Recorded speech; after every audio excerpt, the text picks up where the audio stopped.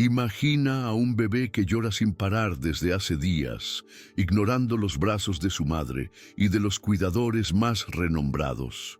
Un llanto que resuena en una lujosa mansión, desestabilizando la vida de uno de los hombres más poderosos de México. Nadie lograba calmarlo hasta que una figura inesperada, una simple empleada, se acercó. Lo que sucedió después lo cambió todo, revelando secretos oscuros y una historia de superación que jamás imaginarías. La única persona capaz de calmar al bebé del millonario era, sorprendentemente, quien menos se esperaba.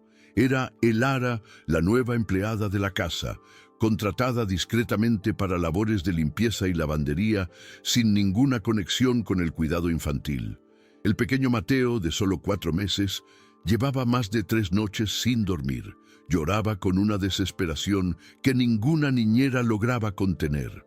Rechazaba el regazo de su propia madre y obligaba a su padre, Alejandro Ríos, uno de los empresarios más ricos del estado, a faltar a reuniones y a pasar las madrugadas caminando por los pasillos de la mansión sin saber qué hacer.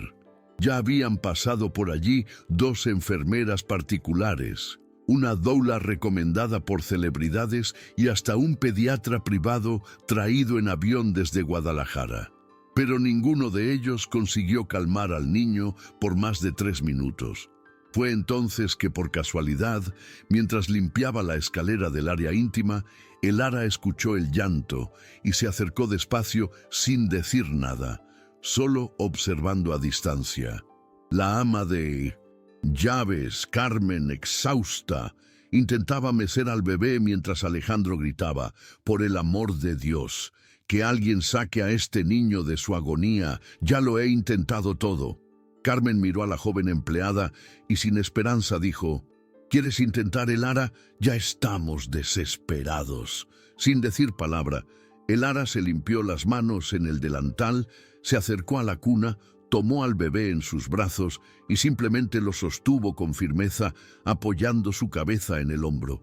El silencio llegó en menos de 30 segundos. El llanto cesó como por arte de magia. El niño cerró los ojos y el millonario, al ver aquello, abrió los ojos como si hubiera presenciado un milagro. «¿Pero qué hiciste? ¿Cómo? ¿Cómo es posible esto?» Elara solo respondió: «No hice nada, señor. Solo escuché lo que necesitaba». Y volvió a mecer al bebé suavemente, mientras tarareaba una melodía antigua, casi borrada por el tiempo. El detalle que nadie percibió de inmediato, pero que Alejandro notó con un escalofrío, fue que esa canción era la misma que su madre le cantaba cuando era niño. Una canción sin letra que ella misma había inventado, según decía.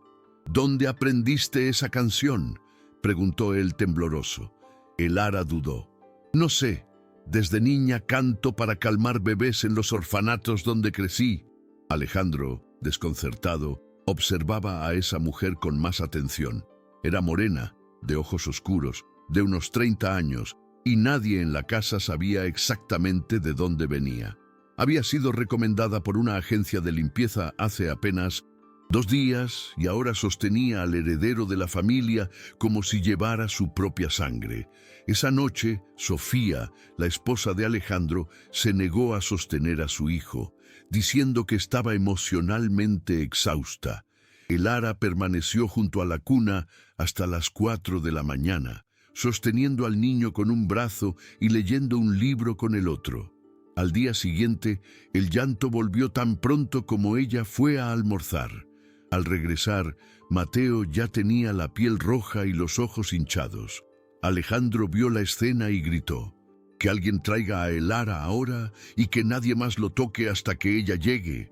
La mansión se quedó en silencio. La niñera principal renunció.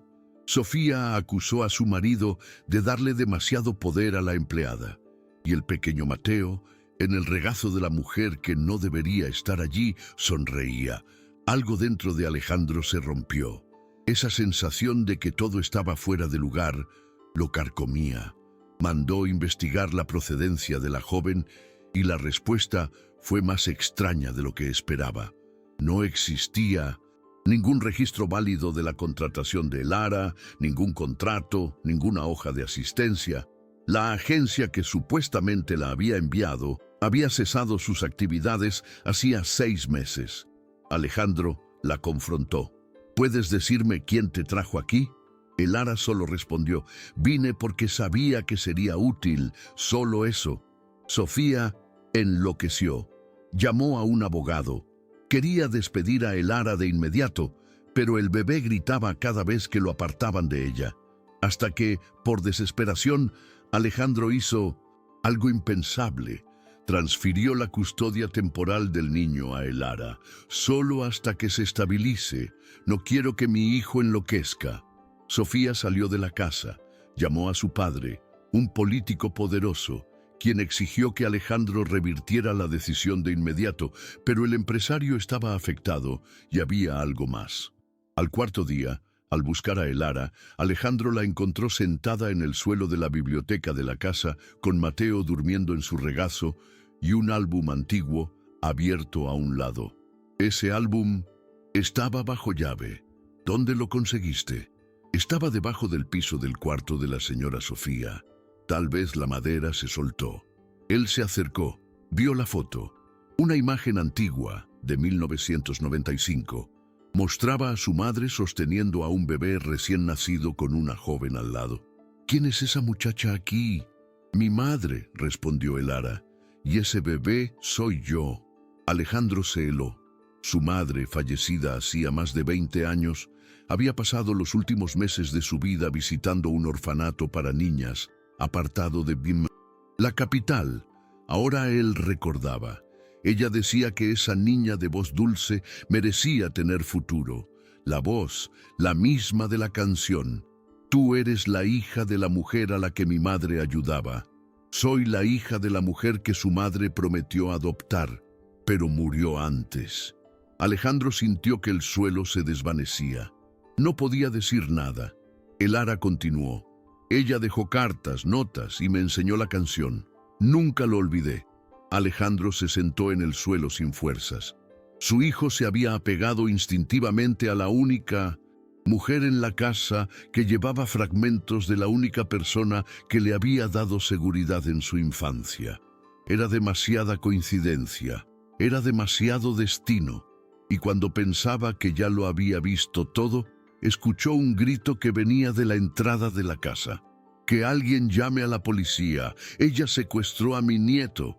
Era la voz del padre de Sofía, acompañado por 2 guardias de seguridad armados. Alejandro se levantó con el corazón en la garganta, miró a Lara y vio que ella no mostraba miedo alguno. Solo sostenía a Mateo con firmeza, como quien ya sabía que ese momento llegaría. Alejandro corrió hacia la puerta, pero al abrirla vio a los guardias apuntando hacia la sala y el padre de Sofía diciendo: «Esta mujer no se va de aquí con ese niño. O la sacas tú o la saco yo». El sonido de la amenaza aún resonaba por la sala cuando Alejandro cerró la puerta principal con fuerza y encaró a su suegro con una mirada que nadie allí había visto antes. «No la tocarás a ella, ni a mi hijo». El suegro, sorprendido, intentó mantener la compostura. «Esta mujer invadió tu casa, fingió ser empleada y ahora está usando a este bebé para quedarse aquí. Esto es un secuestro, Alejandro. Si no haces nada, yo mismo llamo a la policía».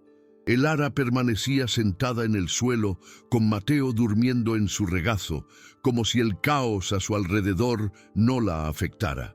No decía una palabra. Alejandro dudó por un segundo.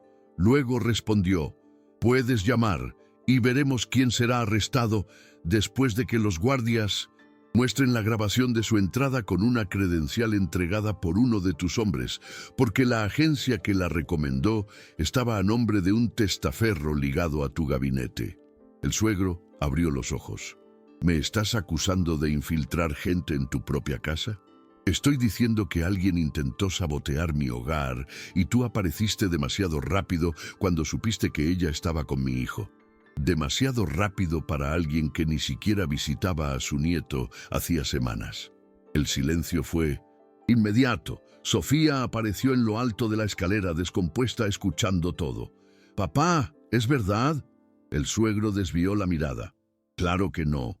Este hombre está descontrolado. Está dejando que una mujer sin historial lo manipule». Pero Sofía no respondió. Fijó sus ojos en Elara, luego en Mateo, luego en Alejandro.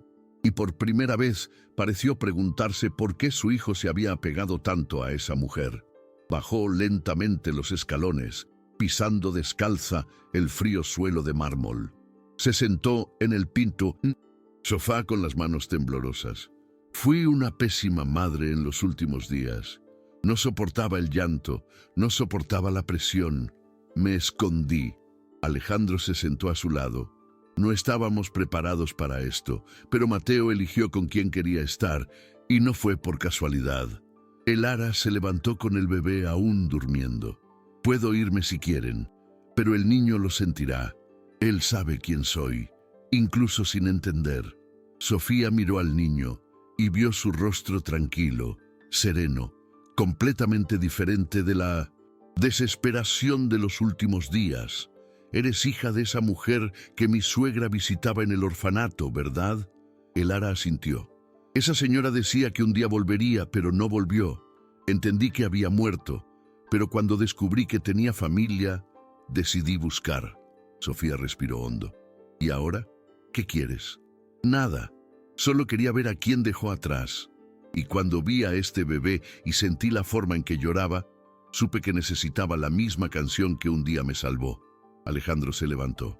«Elara, no irás a ningún lado. Este niño confía en ti y yo también. Y si es necesario, pondré tu nombre en el registro de empleados fijos de la casa ahora, con todos los derechos, con historial, con seguridad». El suegro se rió con burla. «Estás loco. Entregarás tu casa a una mujer que apareció de la nada. Darás poder a alguien que nadie conoce». Alejandro se acercó. «Quizás sea justamente por eso, porque nadie la conocía, porque siempre confiamos demasiado en el apellido y muy poco en la presencia». En ese instante, Mateo comenzó a despertarse en el regazo de Elara. Abrió los ojos despacio, miró a su padre, luego a su madre, y luego se aferró aún más al hombro de la mujer que lo sostenía. Era como si estuviera diciendo con el cuerpo lo que no podía con palabras. «Él no quiere que ella se vaya», dijo Sofía sorprendida. El suegro sacudió la cabeza, dio la espalda y salió de la casa furioso, dando un portazo. Alejandro se volvió hacia la ama de llaves. «Pon su nombre en el sistema. Nivel máximo de acceso. A partir de hoy, ella no es solo empleada, es cuidadora oficial. Y, volviéndose hacia Elara, tú vas a cuidarlo, pero yo quiero saber quién eres. ¿Qué pasó en todos estos años? ¿Qué te trajo hasta aquí? Necesito entender». Elara lo miró a los ojos. «Hay cosas que ni yo entiendo, señor Alejandro, pero todo comenzó con una promesa hecha por su madre. Y si usted realmente quiere saber, le contaré. Pero no ahora. ¿Por qué? Porque hay alguien ahí fuera que no parará hasta sacarme de aquí». Alejandro frunció el ceño. «¿Estás hablando de mi suegro?» «No, estoy hablando de quien realmente puso mi nombre en esa agencia. Él solo fue el rostro, pero quien dio la orden está por encima de él. Y si sigo aquí, tendré que involucrarte en esto también». Sofía se levantó. «¿Estás diciendo que nuestra casa fue infiltrada por alguien que quiere a nuestro hijo? No solo al hijo, quieren la estructura, quieren lo que esta familia representa. Y si me dejan quedarme, necesitan estar listos para lo que viene». Alejandro miró a su esposa, luego al bebé, luego a la mujer que cargaba a ese niño como si fuera su propia sangre. «Ya pasamos el punto de no retorno. Cuéntalo todo ahora». Y Elara, mirando por la ventana con los ojos atentos, respondió con firmeza. Elara se apartó de la ventana lentamente, aún con el bebé en brazos, mientras Alejandro y Sofía observaban sin saber qué esperar. El silencio era tan denso como el aire de la sala. ¿Quieren saber la verdad? Entonces presten atención, porque después de que yo cuente no hay vuelta atrás. Se sentó en el sofá. Acomodó a Mateo en su regazo y comenzó a hablar con una calma inquietante. Mi madre murió cuando yo tenía 6 años. Decían que fue un accidente, pero hasta hoy no lo creo. Ella trabajaba como empleada en un hospital de élite y una semana antes de morir comenzó a hablar de que había descubierto cosas extrañas sobre donaciones ilegales, bebés cambiados y nombres que ella reconocía de los titulares de los periódicos. Cuando ella cayó de la escalera de servicio y dijeron que fue suicidio, yo ya sabía que había gente poderosa involucrada. Fui a parar a un orfanato lejos de todo, y fue allí donde conocí a su madre, señor Alejandro. Doña Emilia aparecía sin avisar, siempre con víveres, libros y a veces solo con música. Ella me trataba como a una hija. Me dijo que me iba a adoptar, pero desapareció. Meses después, supe que ella había muerto. A partir de ahí, fui trasladada de orfanato en orfanato hasta que cumplí 18 años y fui expulsada sin aviso. Pasé a vivir de favor, de limpieza en limpieza, sin documento original, porque ni mi registro era oficial. Yo era una sombra, señor Alejandro, que yo sabía que si moría nadie lo notaría. Hasta que hace 5 meses me llamaron para una conversación en una casa abandonada en el centro de la Ciudad de México. Un hombre me entregó un sobre con dinero y dijo que yo debía aceptar un empleo en una mansión, encargarme de la lavandería y obedecer cualquier orden. Dijo que mi historial había sido borrado del sistema y que la nueva identidad ya estaba lista. Cuando le pregunté quién había dado la orden, él respondió: gente que quiere el poder de vuelta y tú ayudarás sin saberlo. No acepté de inmediato, me fui. Pero al día siguiente alguien me mandó una foto del orfanato donde crecí todo quemado. Después recibí un video de una amiga mía siendo amenazada. Entonces entendí que o aceptaba o más gente inocente pagaría. Cuando llegué aquí pensé que era otra casa de gente fría. Pero cuando vi a su hijo aún en la cuna, mirándome con miedo y temblando, sin que nadie supiera por qué, percibí que él era como yo fui, sin voz, sin amparo. Y entonces rompí el plan. Decidí protegerlo en lugar de seguir órdenes.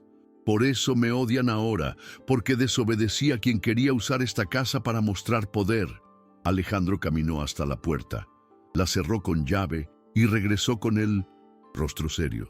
¿Me estás diciendo que existe un grupo que usa empleados subcontratados para infiltrar mansiones, empresas, casas de alto rango? Sí, y no siempre es para robar. A veces es solo para observar, controlar, chantajear después. Sofía se sentó desconcertada. ¿Mi padre ya fue parte de esto? No sé, pero él aparece en los papeles que me dieron dentro del sobre. El ara sacó de su bolsillo una hoja plastificada y se la entregó a Alejandro. Era un contrato de donación a nombre de una empresa de la que nunca habían oído hablar, que vinculaba al suegro a transferencias a paraísos fiscales y nombres de políticos investigados. Estos papeles estaban guardados en un fondo falso del orfanato. Los escondí cuando supe que iban a casarme. Por eso entré en esta casa. Quería devolver esto al hijo de la mujer que me prometió un hogar. Alejandro se pasó la mano por el rostro. Creía que mi mayor problema era un bebé que no dormía. Ahora me dices que mi casa fue objetivo de infiltración. Mi suegro está ligado al lavado de dinero y la única persona confiable es la mujer que nadie aquí conocía hasta ayer. Es eso. Desde afuera, 2 coches negros se detuvieron en el portón. Sofía miró por la cámara y dijo: no es la policía, es seguridad privada. Alejandro miró a el ara. ¿Saben qué contaste? ¿Saben? ¿Y si te atrapan? Ellos irán tras el bebé, porque lo que está en juego aquí no es solo dinero. Es el apellido Ríos. Es el futuro de este niño como heredero de lo que ellos perdieron. Lo quieren en otro lugar bajo otra influencia. Y si no pueden tener eso, intentarán destruir todo lo que quede. Alejandro miró a su esposa. Sofía, en silencio, Tomó su celular y comenzó a grabar. Nombre, fechas, todo. Habla, Elara. Vas a contar ahora y yo voy a guardar esto en los servidores internacionales de mi familia. Si vienen detrás, tendré con qué responder. Elara asintió. Comenzó en 1998 con un grupo que se llamaba Hermandad Azul. Y antes de que ella continuara, escucharon un ruido en la parte trasera de la casa. Uno de los vidrios de la cocina se hizo añicos. Alejandro se levantó, fue hasta la caja fuerte, tomó el arma que había heredado de su padre y dijo: ahora ya no es sobre el bebé, es sobre todo lo que intentaron esconder detrás de un llanto que nadie quiso escuchar. Los vidrios de la cocina aún crujían en el suelo cuando Alejandro cerró todas las cortinas de la casa, cerró las puertas y le pidió a Elara que subiera con el bebé hasta el cuarto más protegido, que estaba revestido de madera maciza y se encontraba en el centro de la mansión, sin ventanas externas. Sofía subió con ellos, sosteniendo el portátil con las grabaciones que acababan de hacer. Alejandro abrió la caja fuerte nuevamente, pero esta vez no tomó solo el arma heredada de su padre. Retiró también un sobre sellado que nunca había abierto. Estaba allí desde el fallecimiento de su madre. En el frente, escrito a mano, se leía: para cuando seas padre. El corazón se aceleró, rasgó el sello. Dentro, 3 hojas dobladas. Era una carta escrita por su madre 2 meses antes de morir. El texto decía que en el pasado ella había intentado adoptar a una niña del orfanato, Hermana Luz, pero fue impedida por presiones externas y amenazas que la dejaron con miedo de poner en riesgo a su propia familia. Decía también que había recibido avisos de que, si insistía en dar el apellido Ríos a esa niña, sería desmoralizada públicamente. La madre desistió de la adopción, pero continuó visitando a la niña en secreto, llevando ropa, libros y una única canción creada por ella como forma de mantener el vínculo. La música, la misma que Elara cantaba. Alejandro sintió la garganta cerrarse.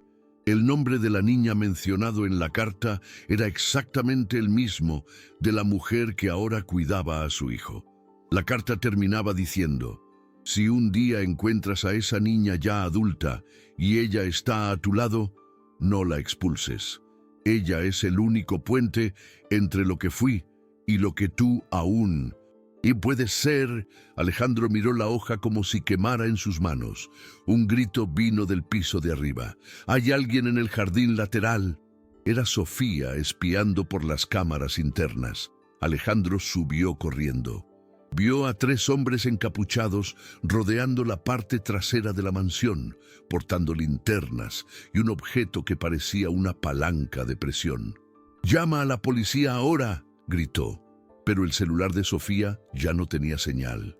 El internet se había caído minutos antes. «Ellos cortaron todo», dijo Elara. «Esto es un ataque coordinado». Alejandro volvió a la oficina. Activó manualmente el botón de pánico conectado al sistema de alarma, pero nada sucedió. El sistema no respondió. Ellos lo desactivaron por dentro. «Hay alguien en la casa». Sofía abrió los ojos. La única empleada que aún no ha aparecido desde anoche fue la cocinera de la madrugada, Camila. Alejandro tomó el arma y bajó al área de servicio. La puerta entreabierta, vajilla limpia, pero ninguna señal de la cocinera. El interfono interno emitía un sutil silbido, como si alguien estuviera escuchando.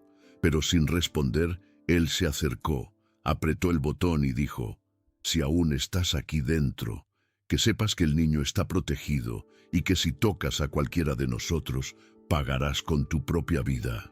Nada, solo estática. De repente, una trampilla del armario lateral se abrió sola. Uno de los antiguos empleados había revelado que ese compartimento conectaba con el antiguo pozo desactivado de la mansión que llevaba al jardín. Exterior.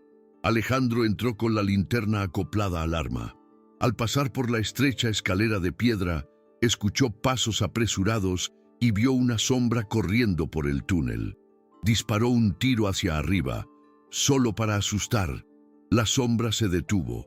Una voz femenina respondió: «No querrás matarme, Alejandro, porque sé quién mandó a casarte». Era Camila, la cocinera, o quien fingía ser. «¿Quién te mandó?», preguntó Alejandro jadeando. «El mismo que destruyó a tu madre por intentar adoptar a una niña, fuera de lo normal. El mismo que financió campañas con dinero sucio para mantener a la familia Ríos bajo control. ¿Estás hablando del padre de Sofía? Estoy hablando de quien está por encima de él, de quien creó la Hermandad Azul». Alejandro bajó el arma. «¿Esa organización es real entonces? Más real de lo que piensas. Y este niño que tuviste, tu hijo, él es la clave para algo mayor, porque su sangre lleva la unión de dos linajes que nunca deberían cruzarse. Y si dejas que esta mujer lo cuide, todo el plan se desmoronará». Alejandro subió de nuevo por la escalera. Camila no lo siguió. Cuando él llegó al piso de arriba, encontró a Elara con el bebé en brazos y a Sofía tecleando en otro portátil. «Estoy intentando reconectar el internet por un chip externo. Si lo consigo, puedo enviar la grabación de la confesión de Camila a los servidores externos de nuestra holding». Ella confirmó que alguien está usando al niño para alcanzar un objetivo mayor, que Mateo es más que un heredero. «Él es una unión peligrosa», dijo Elara, «porque tu sangre lleva el imperio y la mía lleva la memoria. Juntos somos todo lo que ellos querían mantener separado». Alejandro tomó al bebé en brazos por primera vez en semanas y sintió un escalofrío recorrer su cuerpo. «Él no es solo mi hijo, él es lo que queda de todo lo que borraron». Un estruendo sonó en el área de servicio. Era el portón trasero cediendo. Sofía gritó: «¡Van a invadir! ¡No hay más tiempo!». Alejandro miró a Elara y preguntó: «¿Tienes cómo salir de aquí con él a salvo?». Ella asintió: «Pero necesitaré que confíen en mí, 100%. Sofía lloraba. «¿Crees que no confiamos ya? Llévalo, pero promete que traerás a mi hijo de vuelta». Elara sostuvo a Mateo con más fuerza. «No solo lo traeré de vuelta, destruiré a quien intentó borrar su historia». Cuando Elara atravesó el lateral de la mansión con Mateo atado a su propio cuerpo por una sábana doblada, el portón trasero ya había cedido y dos hombres, encapuchados, cruzaban la cocina en dirección a la sala central, donde Sofía intentaba engañar al sistema de vigilancia con videos grabados horas antes. Alejandro se mantenía en posición al lado de la escalera con el arma en la mano, listo para disparar, pero con la mente dividida entre proteger su casa y garantizar que Elara escapara con su hijo. La ruta de escape había sido planeada en menos de 5 minutos. Salir por la lavandería, escalar el muro exterior por una escalera auxiliar y cruzar el jardín trasero, donde el viejo jardinero de la casa, Octavio, un hombre de 68 años y medio sordo, había dejado el portón sin llave bajo la orientación de Alejandro.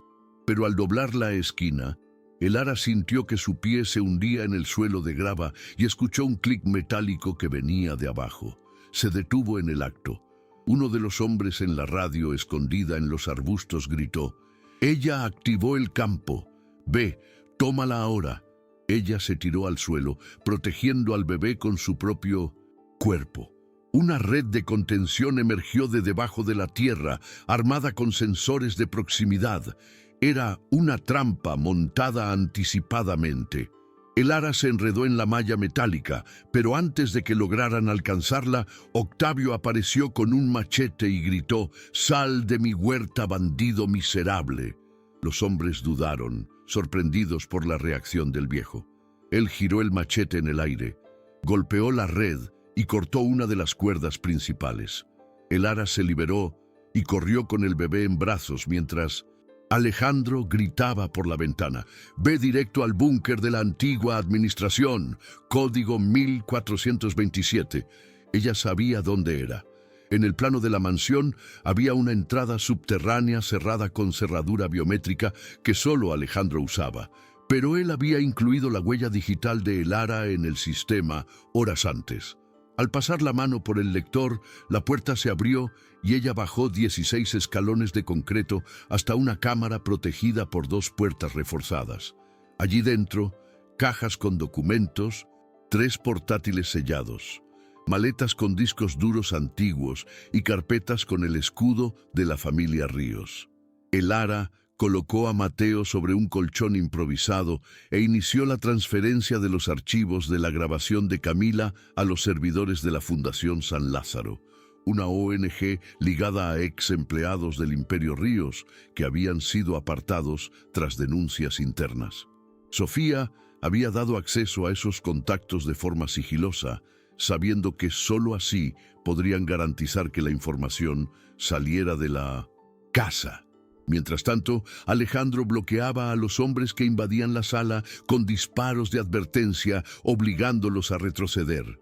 Uno de ellos gritó: ¿Estás haciendo esto por una mujer que ni siquiera debería estar aquí? Alejandro respondió: Ella tiene más derecho en esta casa del que ustedes tendrán en la vida. Los invasores retrocedieron, pero dejaron un aparato activado en la esquina de la sala, un dispositivo bloqueador de señal que impedía cualquier transmisión de datos. Abajo, Elara vio que la conexión se caía. Ellos cortaron todo.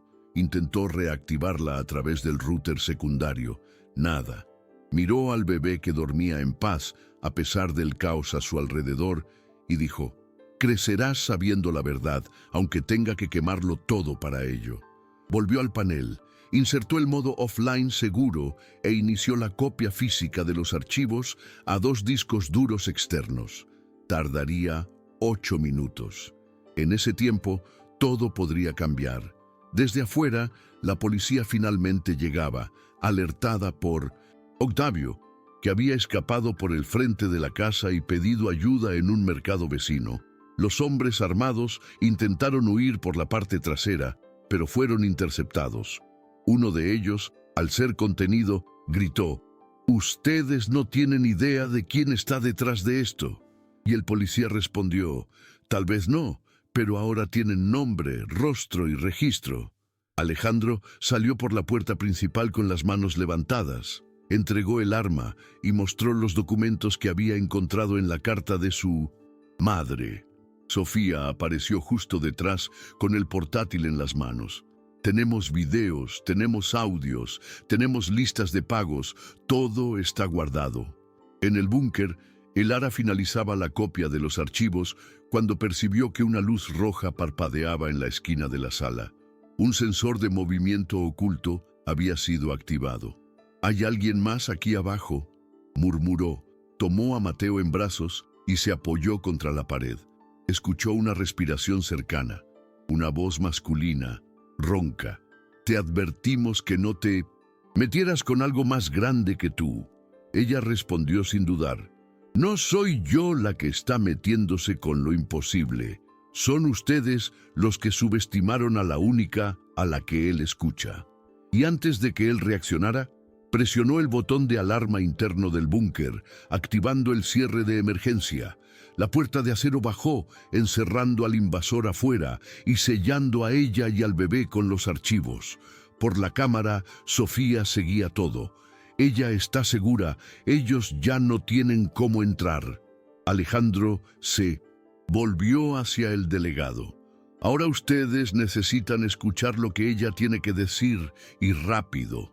En el subsuelo de la mansión, encerrada con Mateo en brazos y 2 discos duros que contenían información capaz de derribar una red de empresarios y políticos influyentes, Elara se mantenía atenta al menor ruido, con el cuerpo posicionado entre el bebé y la puerta de acero reforzada. La cámara de seguridad interna parpadeaba con fallos constantes, pero aún grababa.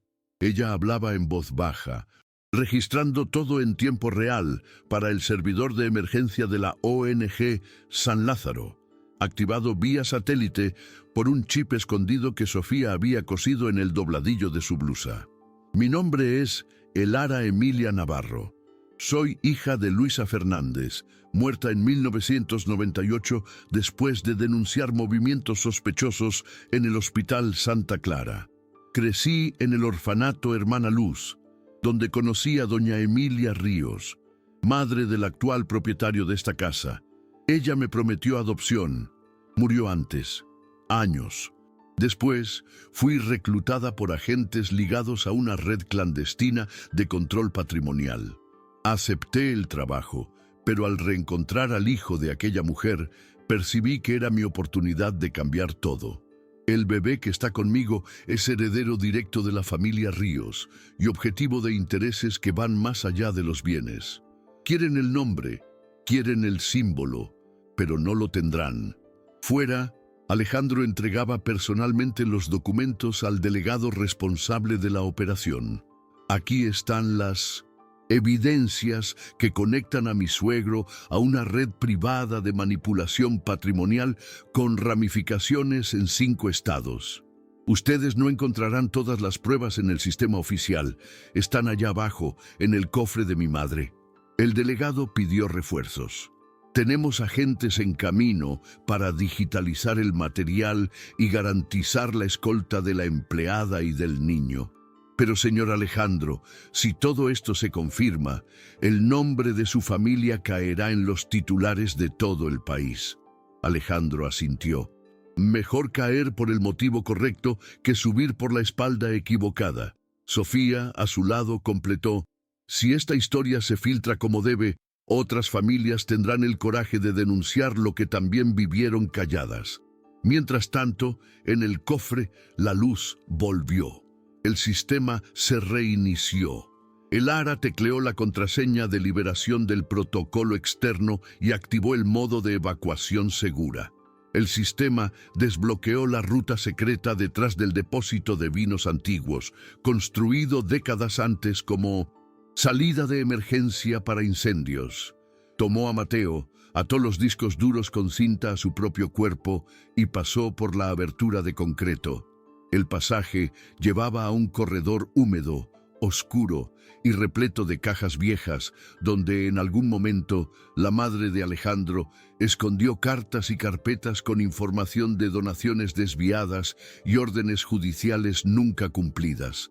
Elara tomó el Kikoube en sus manos y siguió hasta la reja final, desbloqueada por Alejandro minutos antes desde el panel superior.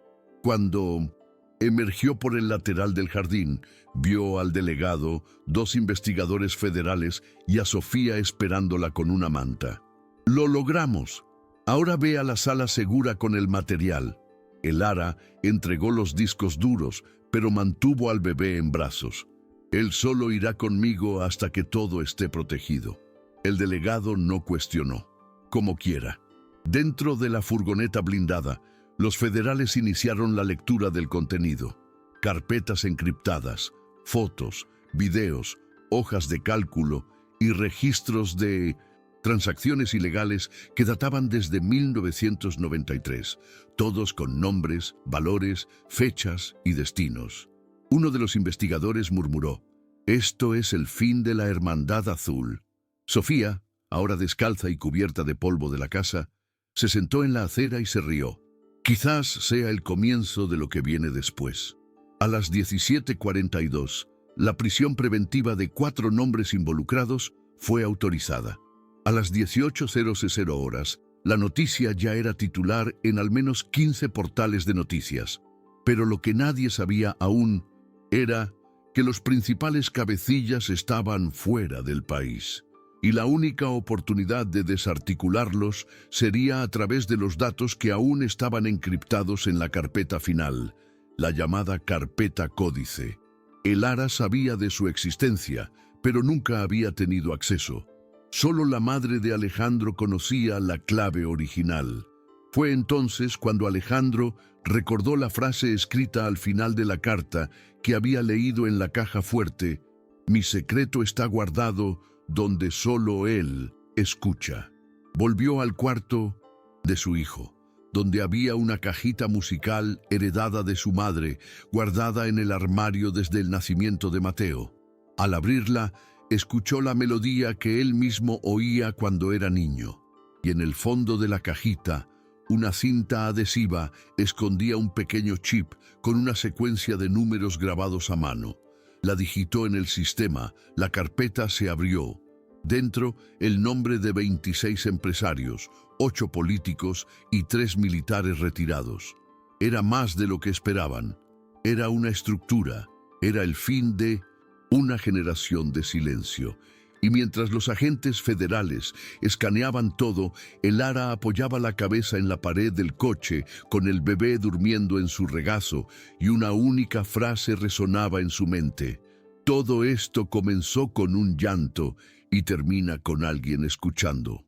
A las 6:38 de la mañana del día siguiente, Alejandro Ríos entró en la sede de la Policía Federal con el bebé en brazos y el Lara a su lado, sin anunciar su presencia ni avisar a la prensa. No quería titulares, quería un fin. Después de más de 15 horas de copias, cruce de datos y extracción de metadatos encriptados, los agentes confirmaron.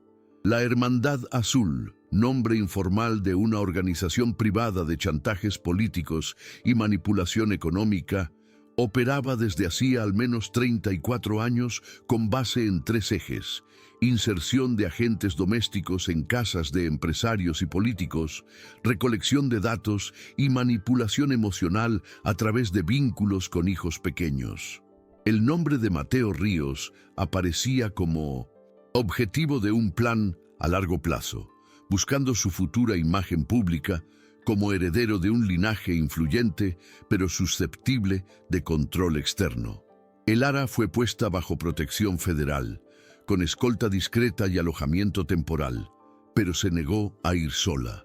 Donde él vaya, yo iré, porque quien ayudó a formar a este niño fui yo, y no voy a dejar que crezca en otro silencio. El delegado responsable autorizó. Sofía entregó voluntariamente los aparatos electrónicos de la casa, las contraseñas de los sistemas internos y todos los audios que logró guardar antes del colapso de la red. Quiero que todo sea público, cueste lo que cueste. Nadie más va a fingir que no vio. A las 8:54, la operación Cuna de Cristal fue lanzada en 5 estados al mismo tiempo, deteniendo a 32 involucrados, incautando documentos, ordenadores e imágenes de seguridad, con más de 2.300 registros de movimientos sospechosos en residencias de alto nivel. En Tijuana, una niñera filmada con 1.200 cámaras ocultas fue sorprendida colocando chips de escucha en la ropa de un bebé. En Puebla, 2 choferes de lujo fueron arrestados al intentar transferir registros de reuniones a servidores internacionales. En Monterrey, una empleada subcontratada del Senado fue acusada de haber fotografiado más de 300 documentos oficiales usando una cámara escondida en una pulsera infantil. Todo fue conectado por la misma red, la Hermandad Azul, operando bajo el disfraz de fundaciones benéficas y servicios de cuidado doméstico. A las 10:16, Alejandro fue llamado al despacho del director general de la Policía Federal. Usted sabe que su nombre será masacrado por esto, ¿no? Intentarán destruirlo en los periódicos, entre bastidores, en los consejos. Alejandro respondió sin dudar. Mejor ser atacado por decir la verdad que elogiado por callar mientras mi hijo se convierte en producto de chantaje. En casa, la mansión Ríos fue sellada. Sofía prefirió mudarse con su hijo y con el Lara a un apartamento provisional en el interior de Jalisco, donde reconstruirían todo lejos de las cámaras. El Lara pasó a cuidar a Mateo a tiempo completo, pero ahora con su nombre registrado oficialmente como cuidadora legal. Un derecho aprobado por decisión judicial, después de comprobar el vínculo afectivo, la ausencia de antecedentes y el riesgo concreto de vida. Esto no es adopción, es reconocimiento, dijo la jueza al dictar la medida cautelar. A las 12:47, el nombre de Alejandro Ríos era el más comentado en Internet, dividido entre críticas, apoyo, dudas y ataques. Pero el empresario no comentó nada, solo publicó una única frase en nota oficial: si mi hijo llora, lo escucho, incluso cuando eso significa escuchar lo que me enseñaron a ignorar. El Ara tampoco se pronunció, seguía en silencio, solo salía para las sesiones con la fiscalía, entregaba lo que sabía, confirmaba los nombres, señalaba conexiones y regresaba. Alejandro se encargaba de la seguridad. Sofía organizaba los archivos. Era como si los tres formaran por fin una familia, aunque bajo ataque. A las 17:32, uno de los nombres mencionados en los archivos, un exministro de Estado, apareció muerto en un rancho aislado. La sospecha de eliminación de pruebas fue inmediata. La Policía Federal reforzó la escolta de El Ara. Alejandro firmó un término de responsabilidad por su integridad. A las 18:00 horas, el bebé Mateo tuvo fiebre. El Ara pasó la noche despierta junto a la cuna con el mismo canto de siempre, la melodía de la abuela del pasado, la melodía que abrió toda esta historia. Alejandro se acercó, puso su mano en el hombro de ella y dijo: «Sabes que esto solo está empezando, ¿verdad?». Y ella respondió: «Por eso sigo aquí». Y lo que ninguno de los dos sabía era que en el subsuelo de la casa antigua sellada aún había un armario escondido detrás de la biblioteca, donde un antiguo grabador había sido activado por sensor y alguien en otro país ya había comenzado a escuchar todo. Mientras el bebé dormía en 1900, un colchón improvisado en el pequeño apartamento del interior, lo único que impedía la implosión total de una red criminal de décadas era la resistencia silenciosa de tres personas que no compartían sangre, pero habían construido bajo presión un lazo imposible de romper. Sofía revisaba cajas de documentos olvidados de la familia, cruzando firmas de donaciones antiguas con nombres que ahora aparecían en los archivos de la Hermandad Azul. Descubrió que buena parte del patrimonio heredado por Alejandro había sido negociado por apoderados ligados a su suegro, sin conocimiento de ninguno de los herederos. El Ara revisaba videos de seguridad, cruzaba horarios, comparaba con registros de entrada de vehículos. Alejandro mantenía contacto directo con el gabinete de la Policía Federal y con un grupo independiente de fiscales que ya habían alertado años antes sobre infiltraciones de empresas privadas en estructuras familiares ricas bajo el pretexto de prestación de servicio. A las 9:15 de la mañana, una nueva orden de arresto fue expedida contra el exdirector de la empresa que prestaba servicios de recursos humanos a Casa Ríos, responsable de intermediar la contratación de más de 60 empleados en residencias de alto nivel. Los investigadores descubrieron que la mayor parte de los contratos eran falsos. Las fichas de los empleados eran impresas en secuencia numérica, con los mismos errores gramaticales y direcciones inexistentes. La empresa, llamada Valor Ético Servicios, había recibido transferencias de al menos 4 grupos políticos y empresas de seguridad. Uno de los hombres arrestados en Puebla confesó que el plan original era mantener vigilancia constante sobre casas de herederos ricos desde el nacimiento de los niños para garantizar la manipulación futura de la imagen pública, la influencia emocional y la posible captura de decisiones estratégicas por chantaje. «Calmas al hijo y dominas al padre», dijo el declarante. El Ara observaba todo en silencio. Sabía que Mateo no era un bebé cualquiera. Él era el centro de una guerra invisible. La casa que antes fuera solo un hogar, ahora era un campo de batalla, y lo que la sostenía era la escucha, el vínculo, el coraje de no callar. A las 11:00 horas, Alejandro fue llamado para declarar oficialmente.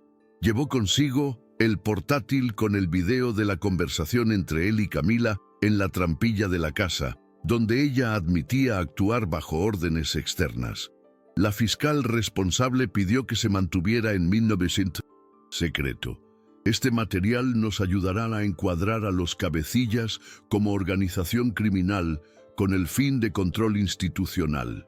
Al mismo tiempo, Sofía recibió una llamada anónima diciendo que su madre, fallecida hacía 7 años, había dejado una carta cerrada en una antigua caja fuerte del banco, dirigida a su hija. Al ir a la sucursal y presentar los documentos, recibió una caja de madera con el escudo de la familia.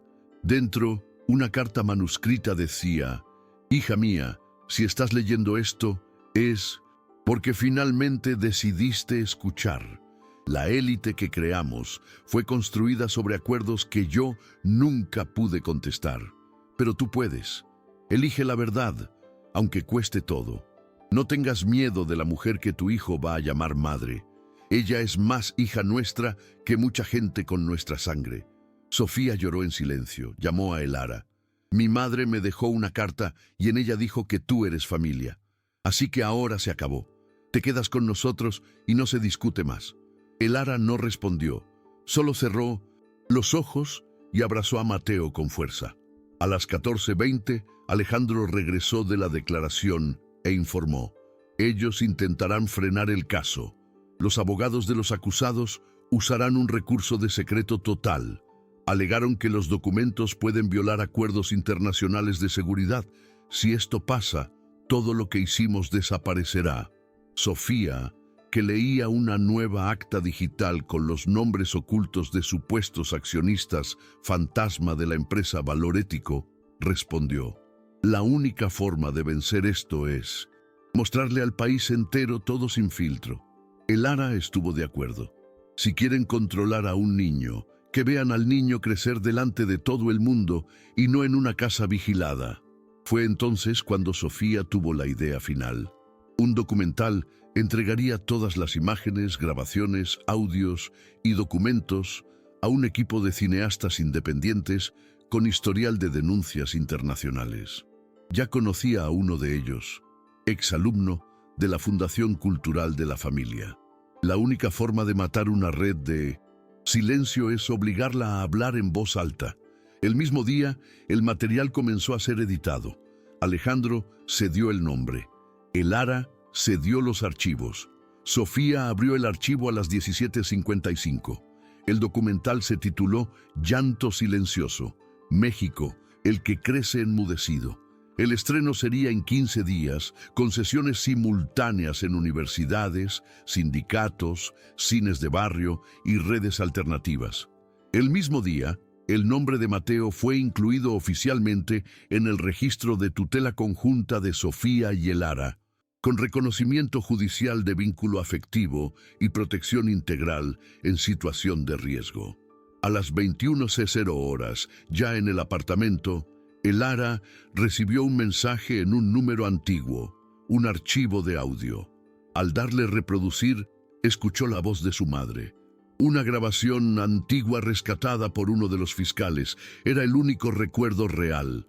Ella decía: «Hija, si algún día alguien te escucha, canta, porque si el mundo escucha tu voz, nadie más te callará». Elara apretó al bebé contra su pecho y comenzó a cantar bajito, sin percibir que Sofía grababa en silencio con el celular. Esa grabación abriría el documental. En la semana anterior al estreno del documental, el país entró en ebullición.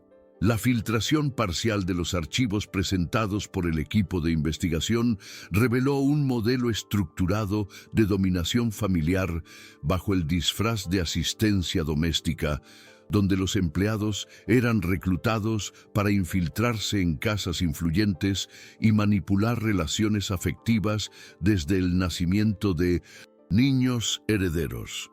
El nombre de Mateo Ríos apareció en segundo lugar en la lista de objetivos prioritarios, acompañado de la observación: niño sensible, alta influencia emocional, potencial de conversión de imagen pública.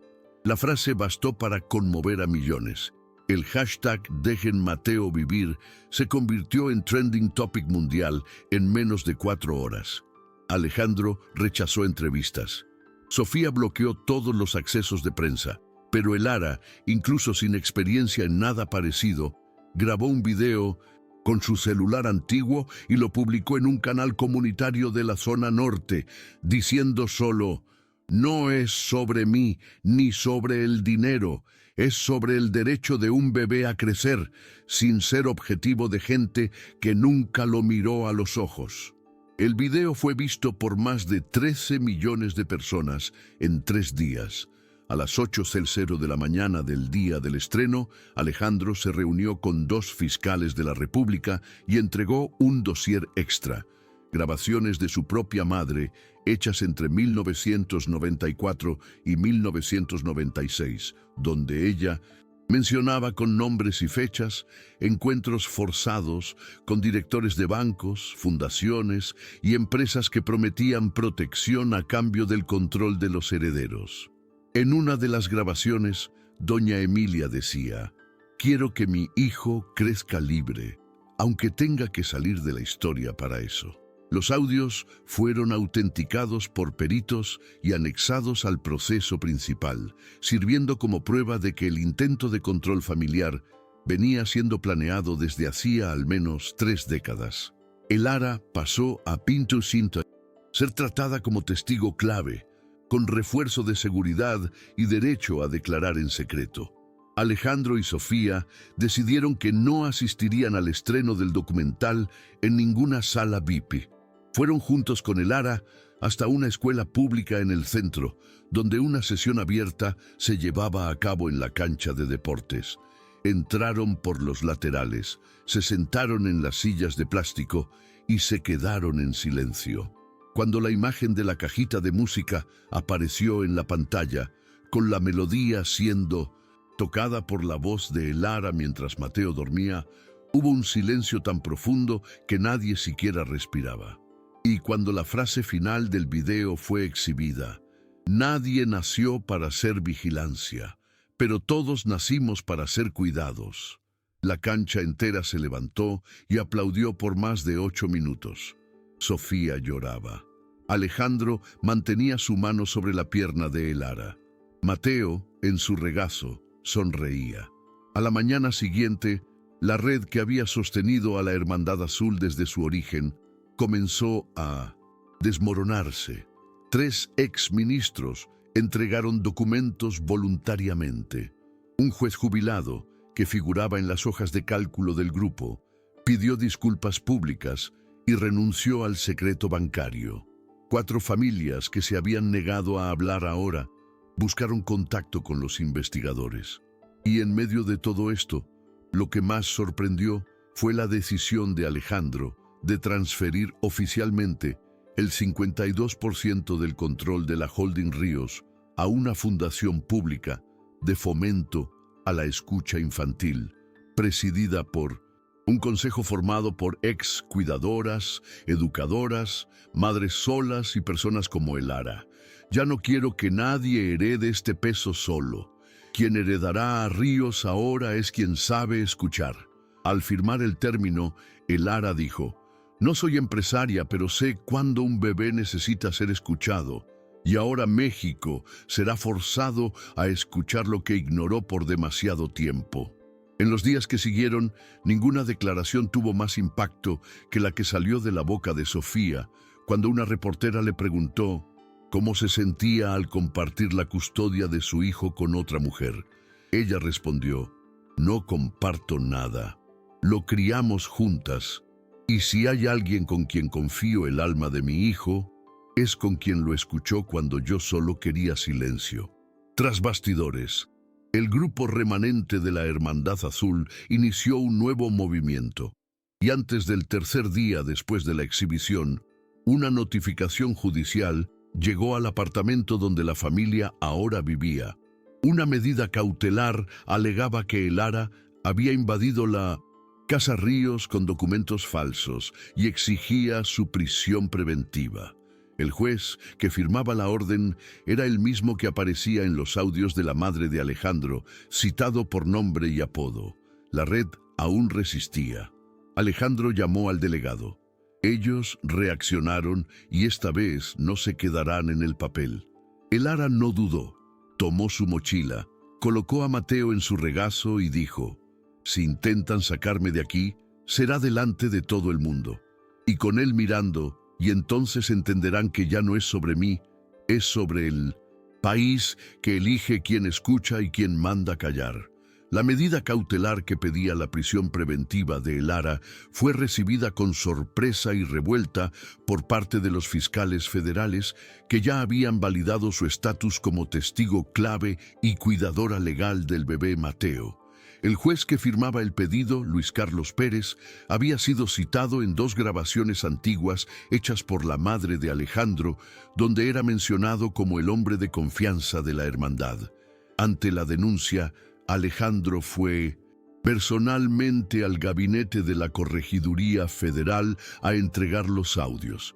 Este juez no puede juzgar nada relacionado con mi familia. Tiene conflicto directo. La Corregiduría abrió una investigación de emergencia, pero el mandato ya había sido enviado a la comisaría de Ciudad de México y 2 agentes estaban en camino al nuevo domicilio de la familia. Lara sabía lo que aquello significaba. No quieren arrestarme, quieren desmoralizarme. Si me meten en una patrulla, aunque sea por pocas horas, usarán esa imagen contra todo lo que construimos. Sofía cerró la puerta. Alejandro llamó al delegado que acompañaba el caso desde el inicio y exigió intervención inmediata. Si esta mujer es llevada de aquí bajo falsa acusación, ustedes pierden la única oportunidad de probar que el sistema aún tiene remedio. El delegado dudó, pero estuvo de acuerdo. Manténganla en un lugar cerrado. Abriremos un procedimiento interno para anular ese mandato con base en la sospecha del juez. Alejandro colgó y corrió al piso de arriba, donde había un cuarto con refuerzo acústico, originalmente usado como estudio de música. Prepararon el espacio, colocaron una cuna improvisada, un mini frigorífico y una hamaca para que Lara se quedara allí con Mateo el tiempo que fuera necesario. «Si intentan subir aquí, tendrán que pasar por mí», dijo Sofía. Desde fuera, 2 hombres bajaron de un coche plateado con una copia del mandato en las manos. Fueron recibidos por Alejandro, quien exigió ver la identificación, grabó todo en video y dijo que la decisión estaba siendo impugnada por una instancia superior. Los agentes no forzaron la entrada, pero mantuvieron el coche frente al edificio. Por dentro, Lara mecía a Mateo en sus brazos y murmuraba: «No vas a ver a tu madre esposada, lo juro por todo». Sofía, sentada a su lado, miraba al bebé con una mezcla de culpa y orgullo. «Necesité de ti para entender lo que era ser madre. Y si te quitan, me quitarán la mitad de mí también». A las 14:57, el Procurador General emitió una nota oficial declarando nula la medida cautelar del juez Pérez y autorizando una investigación sobre su actuación en los últimos 15 años. La decisión calmó los ánimos por algunas horas, pero la tensión ya estaba instaurada.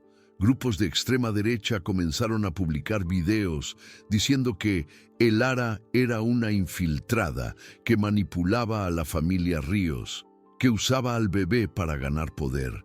Algunos perfiles llegaron a divulgar fotos antiguas de ella en orfanatos con leyendas como: «Esta es la mujer que ahora manda en una fortuna». Alejandro interpuso una solicitud para eliminar los contenidos, pero sabía que el daño ya había comenzado. A las 18:00 horas, Lara le pidió que se sentara. «Señor Alejandro, quiero hacer un video sin maquillaje, sin cortes, sin edición. Solo yo, usted, Sofía y Mateo. Quiero que contemos la verdad». Sofía montó la cámara en el trípode, la encendió y Lara comenzó. «Mi nombre es Lara Emilia Navarro. Fui criada en un orfanato. Nunca conocí a mi padre. Mi madre murió intentando denunciar una red de tráfico de influencias y fue enterrada como suicida. Crecí en silencio hasta que reencontré muchos años después al hijo de la mujer que intentó adoptarme y fue impedida por gente que hoy intenta callar mi historia de nuevo. Pero ahora hay una diferencia. Tengo nombre, tengo voz y tengo a alguien que escucha». Sofía habló a continuación. Soy Sofía Ríos, madre de Mateo, y digo públicamente, si alguien salvó a mi hijo, fue esta mujer, y si intentan tocarla, se enfrentarán a una madre. 2. Alejandro concluyó, mi familia, mi empresa, mi historia, todo esto fue manchado por quienes decían proteger. Pero hoy tengo claro quién merece estar a mi lado, y es ella. Y quien no acepte esto, que se retire. El video fue publicado a las 19:41. En 30 minutos sumaba más de 2 millones de visualizaciones.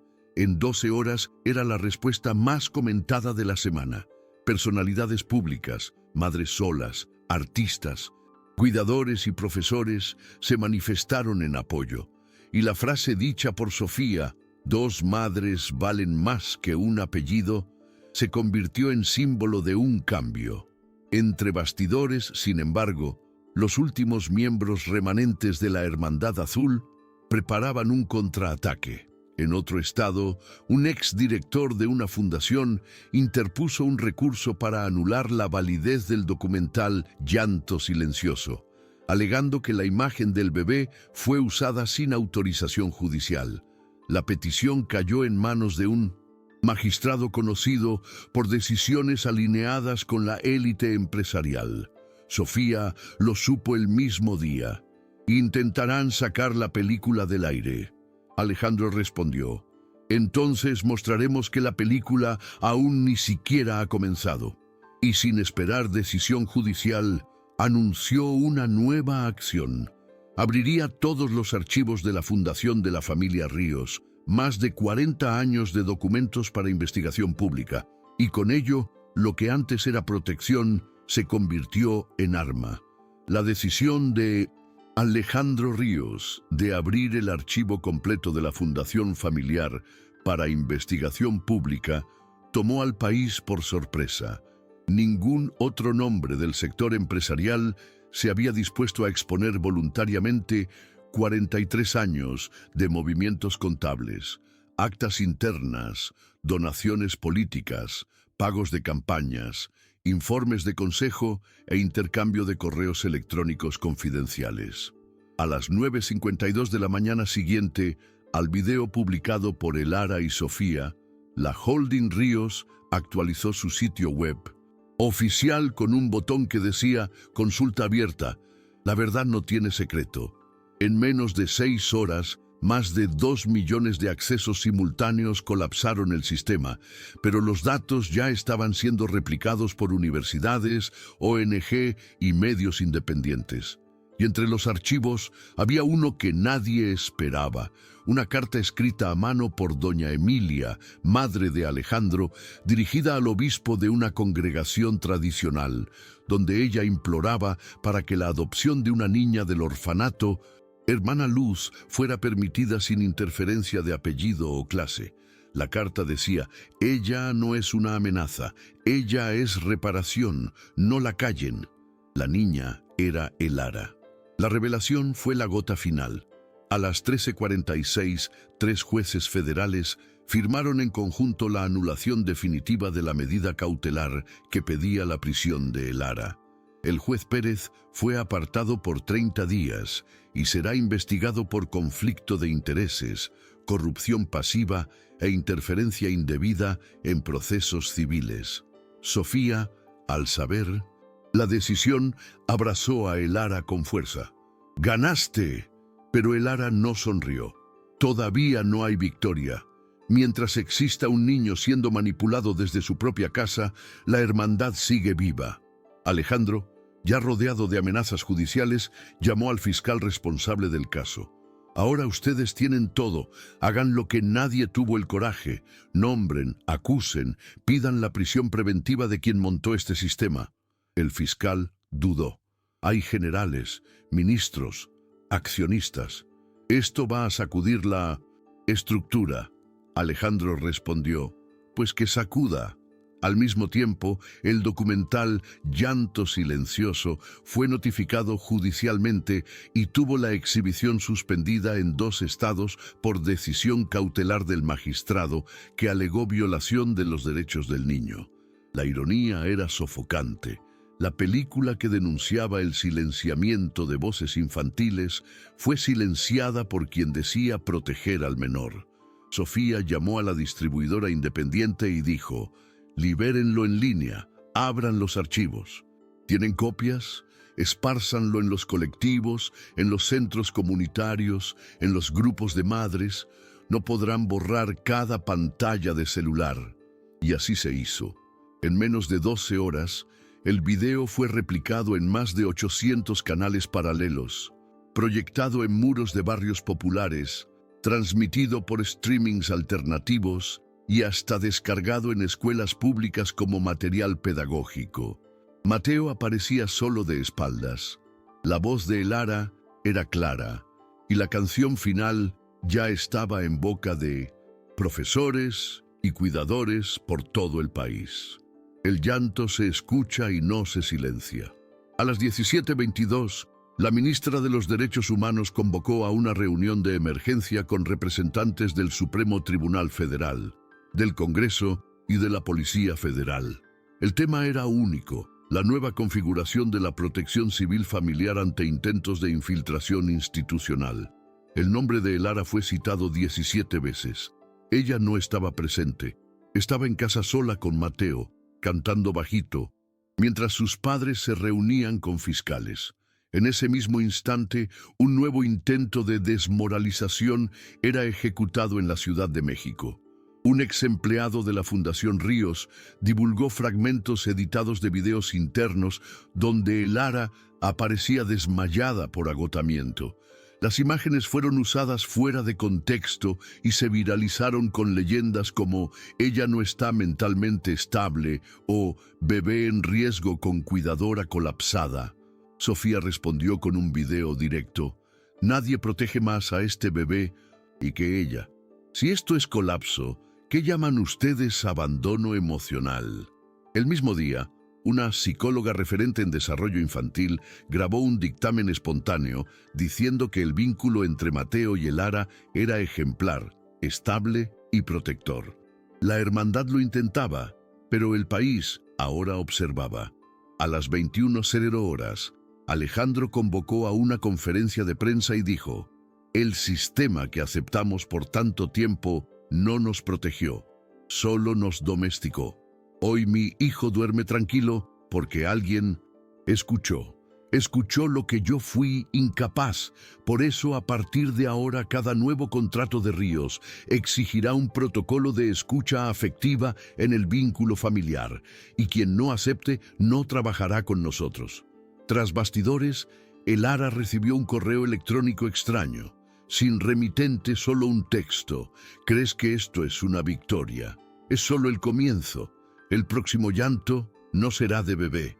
Ella se levantó de la silla, fue hasta la ventana y vio del otro lado de la calle a un hombre de traje parado, al lado de un coche oscuro, sin celular, sin reloj, solo mirando hacia arriba. Tomó a Mateo en brazos y dijo en voz baja: «No tengo miedo de ser perseguida, tengo miedo de que nadie más escuche».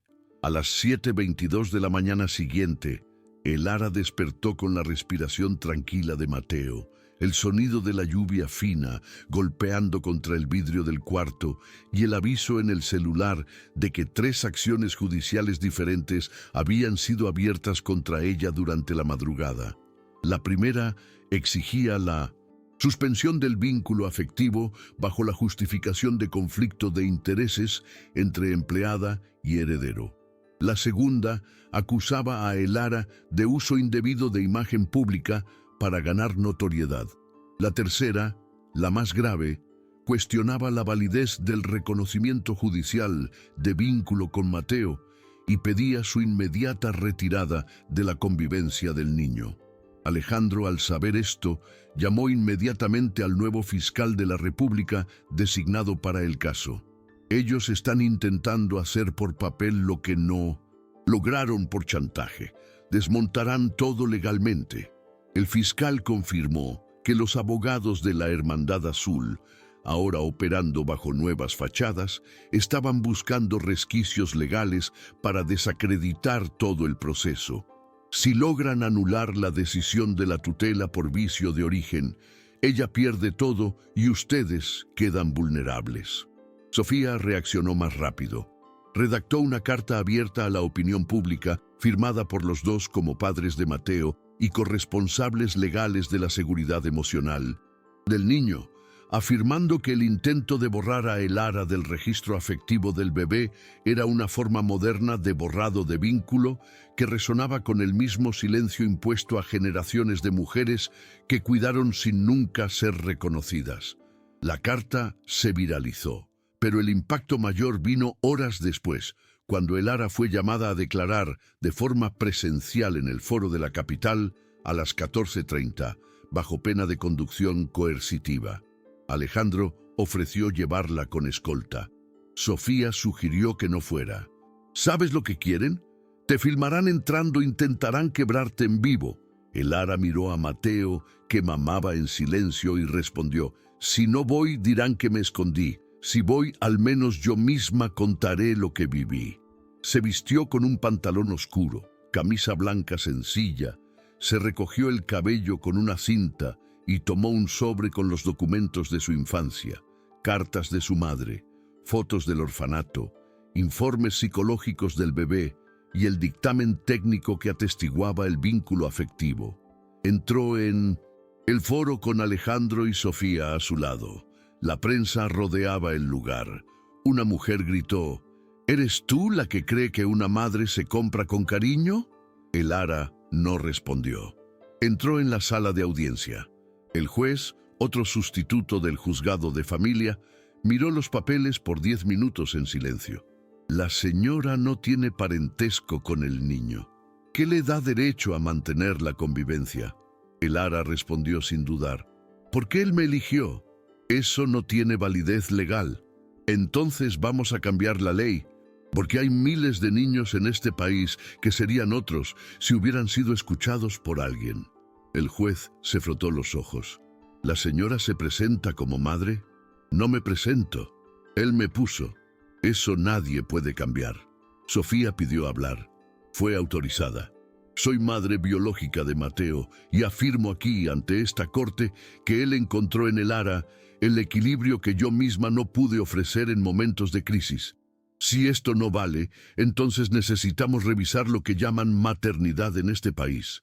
Alejandro completó: crecí siendo cuidado por 5 mujeres que nunca fueron llamadas madres. Ahora que una lo es, ¿quieren quitarle eso porque no vino por sangre?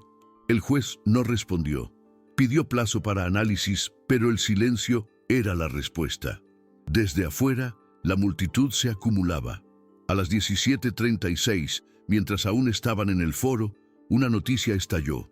El expresidente de una de las fundaciones involucradas en la Hermandad Azul había sido encontrado muerto en un hotel de la Ciudad de México.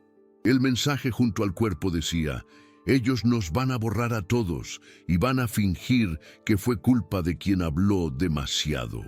El caso fue tratado como suicidio, pero los investigadores ya sabían: era eliminación de pruebas. Elara fue llevada de vuelta al apartamento bajo escolta. Mateo dormía. Ella tomó al bebé en brazos y miró a Alejandro. Ahora se acabó. Ellos dejarán de jugar. Alejandro respondió: ahora comienza, porque ahora está claro que tocamos donde nadie tuvo coraje. Sofía abrió el búho. Ordenador. Hay una reunión del Consejo Nacional de la Infancia en 2 días. Debatirán vínculos afectivos no biológicos. Quiero que hables allí. Elara dudó. Sabes que si hablo allí, intentarán derribarme en vivo. Por eso mismo, porque en vivo el país entenderá quiénes son los monstruos. A las 21:05, mientras Mateo dormía, Alejandro recibió una llamada. Era del guardia de seguridad del edificio. Hay un hombre en el estacionamiento subterráneo. Dice que conoce a la señora Elara. Se niega a irse. Bajó. Encontró al hombre parado al lado de una moto antigua, ojos hundidos, barba sin afeitar. ¿Quién eres? El hombre respondió: soy el hermano de Elara. Fui sacado del orfanato a los 13 años y desaparecieron conmigo. Ahora quieren callarla y yo sé todo. Alejandro miraba fijamente al hombre frente a él, parado al lado de la moto vieja, vistiendo una chaqueta desgastada y con los ojos de quien cargaba años de peso que nadie nunca vio. ¿Cómo así, hermano de Lara? Ella nunca mencionó a nadie. El hombre asintió con la cabeza, porque creyeron que había muerto. A los 13 años fui transferido del orfanato Hermana Luz a una tal Unidad 49, un centro que no figuraba en ningún registro público. En realidad era un almacén sin nombre, sin ventana, sin familia. Nos entrenaban a obedecer, observar, memorizar, usar uniforme. Decían que nos harían empleados ejemplares, pero era mucho más. Era un centro de formación de la Hermandad Azul. Alejandro dio un paso hacia atrás. ¿Estás diciendo que preparaban niños para infiltrarse en las casas de familias ricas? No solo eso, les enseñaban a no sentir, a obedecer sin reaccionar, a hablar solo cuando se les ordenaba. Y cuando crecías, te daban una nueva identidad y te mandaban a alguna mansión, empresa o gabinete. Como chofer, jardinero, cuidador, fui enviado a la casa de un juez federal a los 17 años. Me quedé allí 6 años. Anoté cada nombre, cada pago, cada visita que recibía por la noche con empresarios que decían proteger el país. Alejandro sintió un escalofrío recorrer su espalda. ¿Tienes pruebas de eso? El hombre sacó una bolsa de plástico del baúl de la moto. Dentro había 3 cuadernos de tapa dura, llenos de anotaciones a mano, nombres, fechas, direcciones, placas de coche, valores. Pasé 17 años anotando. Solo no los entregué antes porque sabía que si aparecía usarían esto contra mi hermana. Pero ahora que la vi hablando, que vi que el padre está escuchando, no, y puedo callar más. Alejandro tomó los cuadernos con las manos temblorosas. ¿Tienes idea de lo que hay aquí? Esto puede derribar a gente de alto nivel del Poder Judicial. Esto conecta todos los cabos. El hombre asintió. Y vine porque sé que ustedes la protegerán y porque ella es la única familia que me queda. El Lara, que observaba todo desde la ventana del apartamento, bajó a toda prisa. Cuando vio al hombre de pie e inmóvil, no lo creyó. ¡Ricardo! Él se volvió lentamente. Esperaba que me reconocieras incluso después de tanto tiempo. El Lara cayó de rodillas. Dijeron que habías huido, que te habían llevado lejos. Fui, pero no por voluntad. Fui arrancado del orfanato por la noche. Dijeron que me llevarían a un lugar mejor. Nunca más vi a nadie, pero recuerdo tu voz cantando esa canción. Los dos se abrazaron allí mismo en el estacionamiento oscuro, bajo la mirada perpleja de Alejandro y del guardia de seguridad. Sofía bajó enseguida, vio la escena y entendió. Él estaba vivo. A todo este tiempo, Alejandro condujo a los 3 al apartamento, colocó los cuadernos sobre la mesa, activó a los federales que seguían el caso y pidió una reunión urgente con el Ministerio Público. A las 11:18, los fiscales recibieron una copia digitalizada de las anotaciones. El contenido era devastador. Más de 300 nombres citados en relatos de encuentros, acuerdos, transferencias, reuniones secretas. Los fiscales clasificaron los documentos como el archivo más detallado de infiltración civil, ya reunido fuera de operaciones policiales. A las 13:00 horas, el nombre de Ricardo Navarro fue incluido en el programa de protección de testigos, pero él se negó a ir a una dirección secreta. No quiero esconderme más. Quiero hablar. Quiero sentarme junto a mi hermana y contar lo que nos hicieron a decenas de otros. Y sé dónde hay más. Todavía usan menores en casas de lujo. Todavía entrenan gente. Todavía creen que nadie mirará. El Lara sostenía a Mateo en brazos y sentía el corazón acelerado.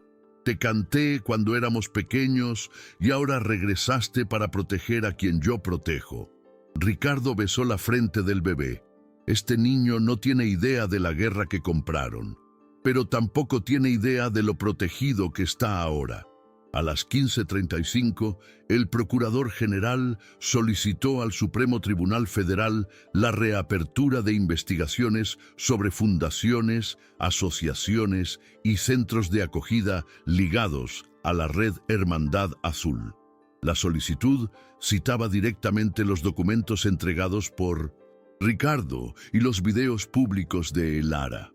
La decisión generó revuelo en sectores empresariales que alegaban persecución política disfrazada de protección familiar. Pero la sociedad civil respondió con cartas abiertas, protestas en plazas, videos grabados por madres de todas las regiones del país, diciendo: si cuidar se volvió crimen, todas somos culpables. En la noche del mismo día, Ricardo grabó su primer testimonio oficial. Habló durante 2 horas y 40 minutos.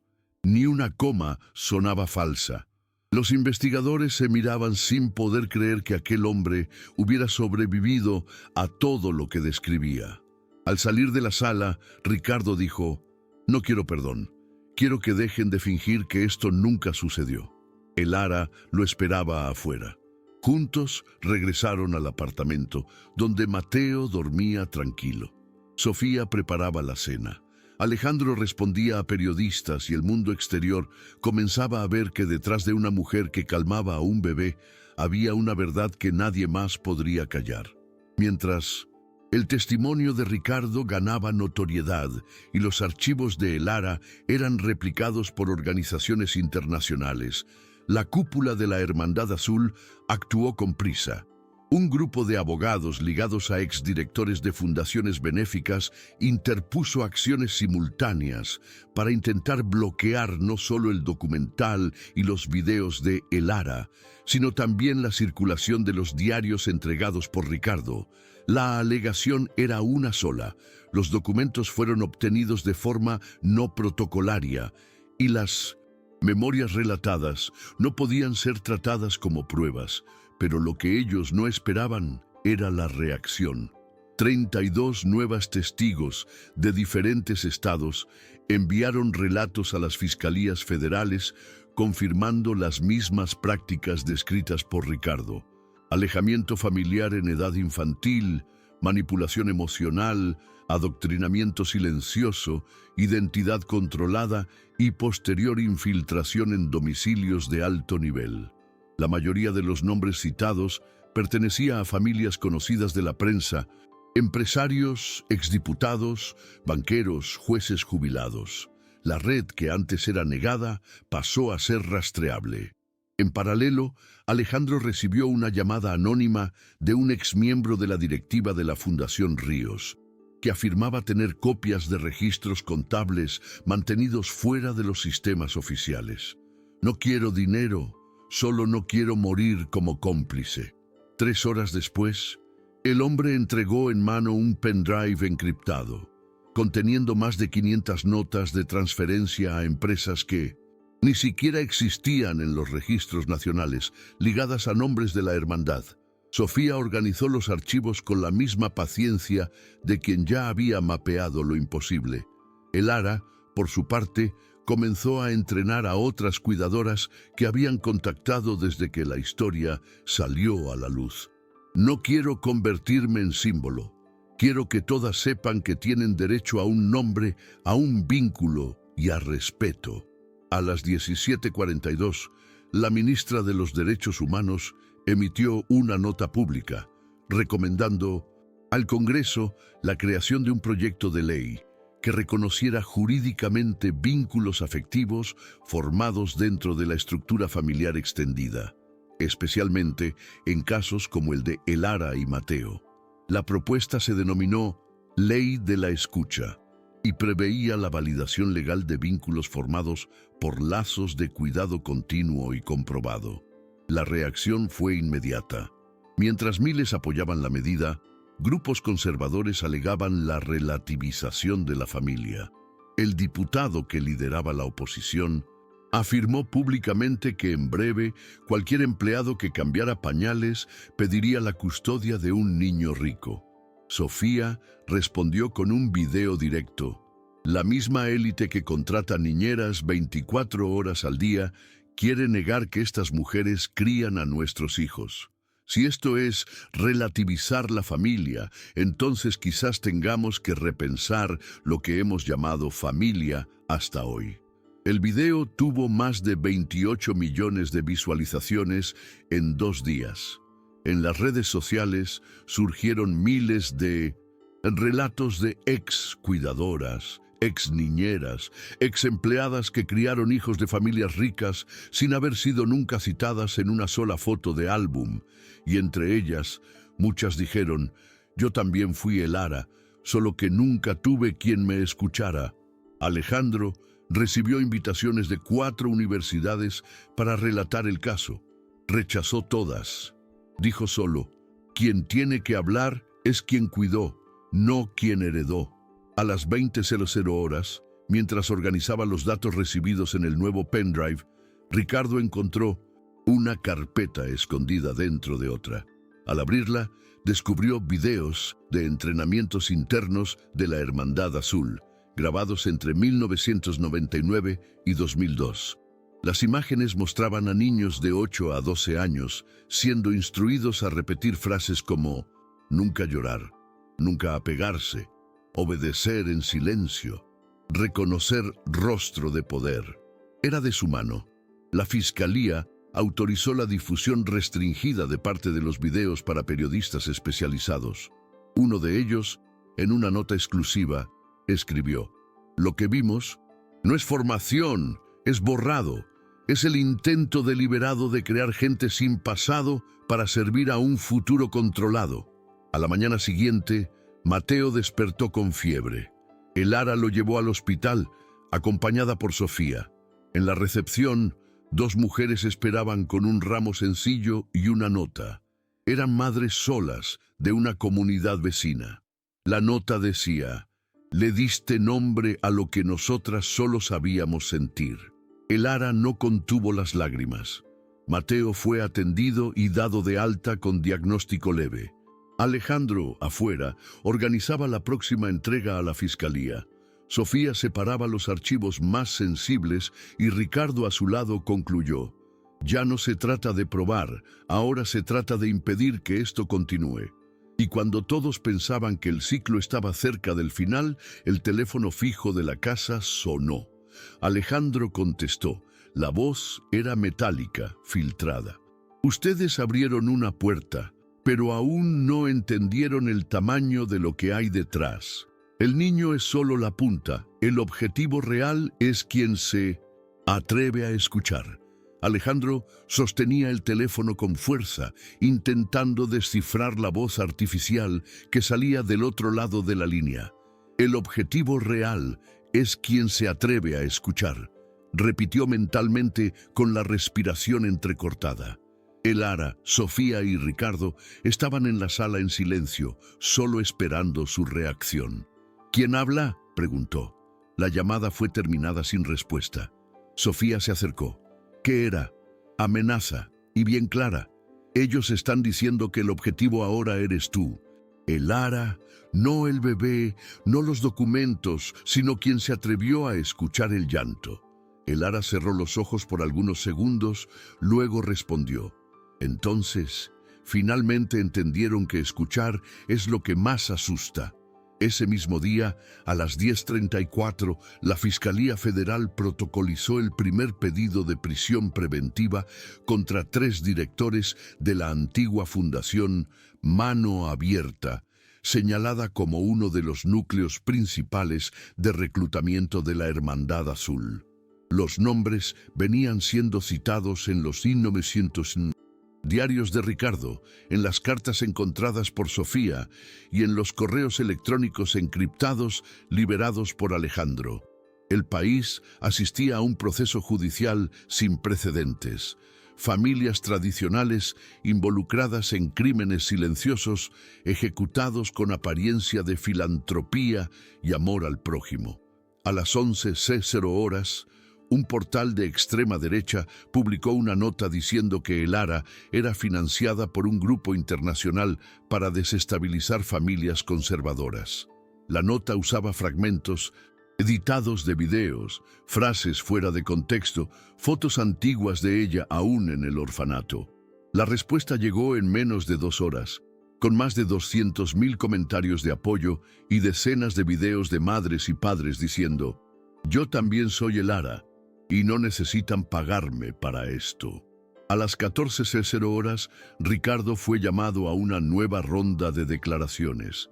Llevó consigo una copia de los videos de los entrenamientos infantiles de la hermandad y un pendrive adicional con las fichas de admisión de 1900. La unidad 49. Al cruzar los nombres con datos públicos, los fiscales encontraron al menos 57 de esos nombres ligados actualmente a servicios de confianza en mansiones, condominios de lujo e incluso oficinas jurídicas de grandes grupos. Era la confirmación de que el esquema nunca había cesado, solo había evolucionado. A las 17:00 horas, Sofía recibió una visita inesperada. Una mujer de unos 50 años, delgada, con gafas de sol, diciendo ser ex empleada de la abuela de Minolzeta. «Alejandro, vine porque sé lo que ustedes están enfrentando y porque yo también guardé cosas que nadie quiso ver. Tengo diarios de la época en que la hermandad aún usaba otro nombre. Se llamaba Fundación Voz Silenciada. Operaba desde 1969. Ellos solo cambiaron la fachada, pero nunca cambiaron el plan». La mujer entregó una caja con 7 cuadernos manuscritos y desapareció sin dejar contacto. Sofía cerró los archivos en la caja fuerte e inició la digitalización con ayuda de Ricardo. Mientras tanto, Elara escribía a mano un relato personal destinado al Consejo Nacional de la Infancia. Escribía con calma, letra firme, como quien sabía que cada palabra pesaría en el futuro. «No soy madre biológica, no soy empresaria, no soy activista. Soy alguien que escuchó un llanto y decidió no ignorar. Si esto es una amenaza, entonces estamos escuchando mal». A las 20:00 horas, Alejandro contactó a una organización internacional de derechos humanos y envió copias de todo el material, junto con la carta de su madre, los videos del bebé y los registros de manipulación judicial. Recibió respuesta pocas horas después. El caso sería presentado en el Comité de Urgencia de la Comisión de Protección a la Infancia de la ONU. Elara no celebró, solo respondió: «Si ellos escuchan, que escuchen con el corazón, porque si escuchan solo con los ojos, será solo otro espectáculo». En la madrugada, alguien invadió el sistema de cámaras del edificio. Las grabaciones del registro de entrada fueron corrompidas. Una nota apareció bajo la puerta del apartamento: «Fueron demasiado lejos, sepan parar». Sofía quería llamar a la policía, pero Elara se negó. «No, ellos quieren que temamos, que paremos. Si tenemos que parar, será por justicia, nunca por miedo». Ricardo vigilaba desde la ventana. Alejandro reforzaba la seguridad y Mateo dormía. Al lado de la cuna, sobre la cómoda, Elara dejó la carta lista que entregaría en el Congreso al día siguiente. Al terminar la última línea, levantó la mirada y susurró: «Tú escuchaste cuando nadie escuchó. Ahora todo el país tendrá que escuchar». En el fondo del apartamento, el portátil de Sofía emitía la alerta de que la digitalización de los últimos archivos había terminado. El contenido del cuaderno 7 revelaba algo aún más profundo: una hoja de cálculo con los primeros nombres de empresarios que, ya en los años 70, habían firmado un compromiso por escrito con la Fundación Voz Silenciada para mantener el control sobre niños de familias que consideraban socialmente inestables. Uno de los nombres era el del bisabuelo de Alejandro. Era la confirmación. La historia entera de la familia Ríos había sido tejida con base en el control emocional y la supresión de vínculos reales. Alejandro se sentó en la mesa y contempló la página abierta. No es solo que Elara no sea extraña, es que ella es lo que quedó de verdad en medio de todo esto. Y al decir esto, sin saberlo, él abría las primeras líneas del discurso que sería leído en 1900. Red Nacional 3 días después, cuando el país no tendría ya cómo fingir que no sabía lo que era la Hermandad Azul. A la mañana del tercer día, después de la nota de amenaza dejada en la puerta, el Lara despertó antes del sol, tomó a Mateo en brazos, abrió la ventana del cuarto y se quedó mirando el cielo oscuro con tonos de azul profundo mientras respiraba en silencio. Ella sabía que ese sería el día más importante de su vida y quizás el más peligroso. A las 8:20, ella entró en el coche junto a Alejandro y Sofía, con destino al Congreso Nacional, donde tendría lugar la primera audiencia pública sobre vínculos afectivos no biológicos en México. Una fila de más de 300 personas ya se formaba frente al anexo 2, la mayoría con pancartas y carteles escritos a mano. Quien escucha cuida, ella cuidó, el país vio. El llanto no es ruido, es aviso. Dentro de la sala, diputados, juristas, psicólogos, madres solas, cuidadores, investigadores y reporteros aguardaban. El Lara fue la tercera en hablar. El primero fue un diputado conservador que abrió su discurso diciendo que la familia necesita ser defendida del sentimentalismo desordenado. El segundo, un psicólogo indicado por la Hermandad, alegó que la emoción no puede sustituir los criterios legales. Cuando el Lara fue llamada, el silencio invadió la sala. Ella caminó lentamente hasta el púlpito, sosteniendo una copia doblada de la carta escrita a mano que había dejado al lado de la cuna de Mateo. Respiró hondo. Mi nombre es Lara, Emilia Navarro. Fui criada en un orfanato donde aprendí a hablar solo cuando me lo ordenaban. Pasé por casas que me usaron como objeto de limpieza, gente que me llamaba invisible y por un sistema que nunca me reconoció como ciudadana. Pero fue en un cuarto silencioso, con un niño llorando en la cuna, donde finalmente encontré un lugar, porque ese bebé no me pidió diploma ni documento. Él me pidió escucha. Me pidió regazo y yo se lo di. ¿Ahora quieren decirme que eso no vale? ¿Que un vínculo construido cada día en silencio, entre cólicos y miedo, entre fiebre y sonrisa, no tiene valor? Algunas personas en la platea ya lloraban. El Lara continuó. No vine aquí a pedir nada.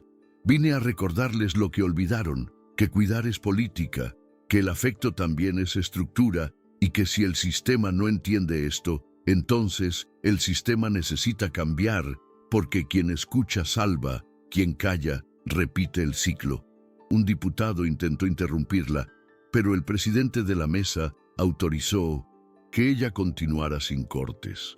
Hoy cuido de un bebé que nació en una familia rica, pero que habría crecido en silencio si no fuera por una mujer como yo, sin apellido, sin herencia, sin poder. Y él me escuchó, porque un niño no aprende por el nombre, aprende por la presencia.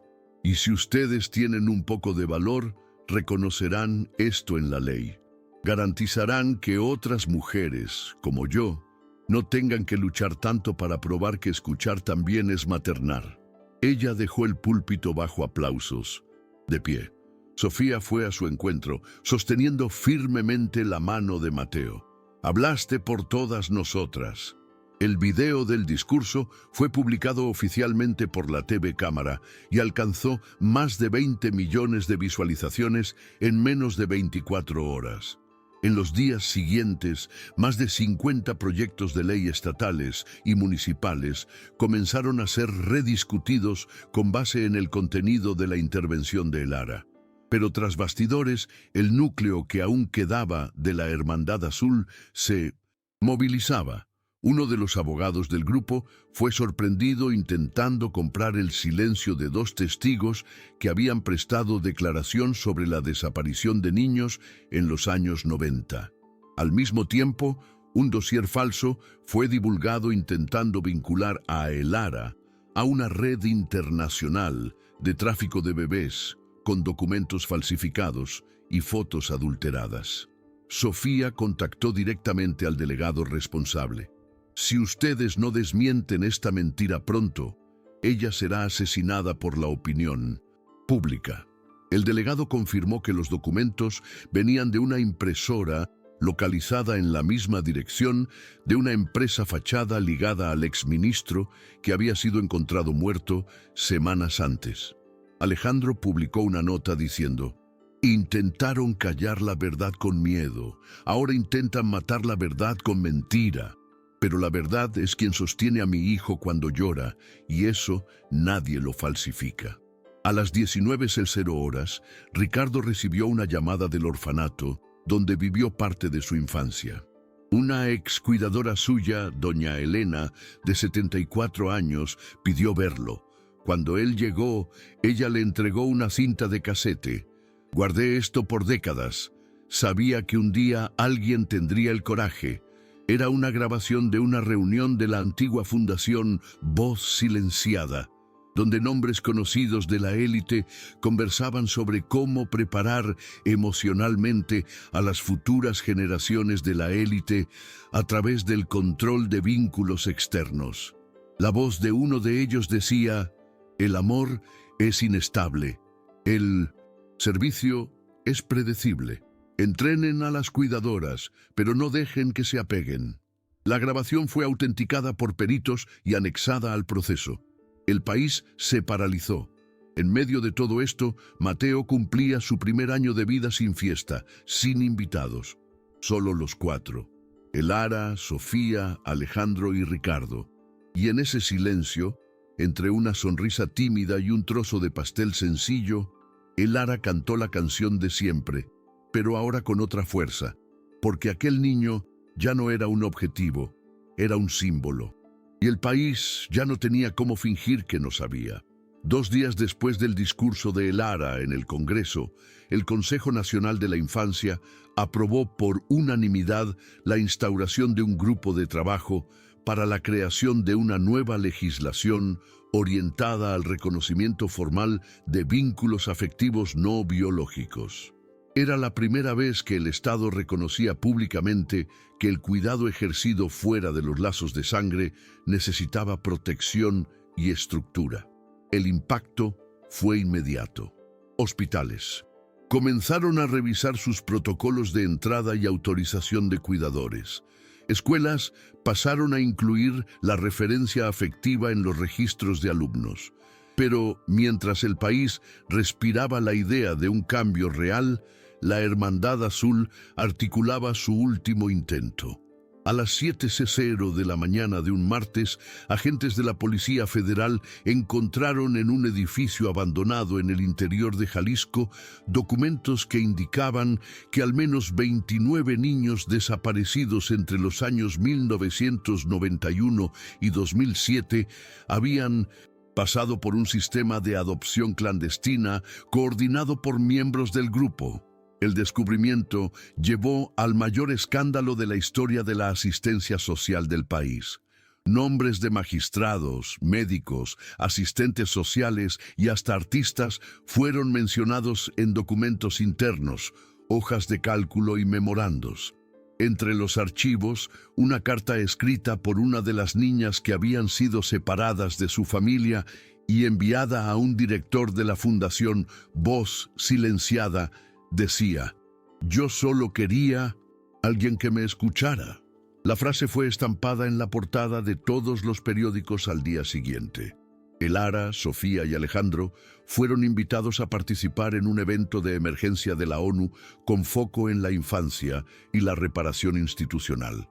La invitación no era solo simbólica, era un reconocimiento. En el evento, Elara habló en nombre de miles. Lo que me pasó no fue un error, fue política. Decidir quién escucha y quién calla siempre fue una herramienta de poder. Y por décadas, mujeres como yo fuimos tratadas como extensiones del mobiliario. Pero nosotras éramos el centro, porque quien cuida sostiene, y quien sostiene tiene derecho a ser reconocido. Tras su intervención, una moción fue firmada por 27 países exigiendo investigación sobre redes privadas de control infantil disfrazadas de asistencia. México se convertía, sin querer, en referencia de cómo desmantelar el silencio. Mientras tanto, En el país, la Fiscalía General requirió la federalización de todos los procesos ligados a la Hermandad Azul, garantizando que ninguno de ellos fuera juzgado en las jurisdicciones donde actuaban los acusados. La estructura comenzaba a desmoronarse. A las 16:00 horas, Sofía publicó un video con Alejandro y Elara en casa, sentados a la mesa con Mateo en brazos. Sofía hablaba, mirando directamente a la cámara. No somos una excepción, solo somos los primeros en hablar en voz alta. El video fue compartido por celebridades, educadores, médicos, madres y cuidadores. La frase se convirtió en lema, y la verdad es que México ya no quería volver a fingir. Mientras tanto, Ricardo, ahora oficialmente protegido y con identidad pública, lideraba un proyecto nacional de mapeo de sobrevivientes de instituciones clandestinas. Ya habían identificado a más de 140 personas, todas con relatos similares de control emocional, adoctrinamiento afectivo y entrenamiento silencioso para servicios de confianza. Una de las historias más impactantes era la de una mujer llamada Clara, hoy con 47 años, que trabajó como niñera en 13 casas diferentes y solo se dio cuenta de que formaba parte de algo más grande cuando vio el video de Elara. Aquello me despertó. Yo también fui entrenada para callar. El Congreso aprobó en régimen de urgencia la primera versión de la Ley de la Escucha. El artículo primero decía: toda relación basada en cuidado continuo, responsabilidad afectiva y presencia emocional merece reconocimiento jurídico.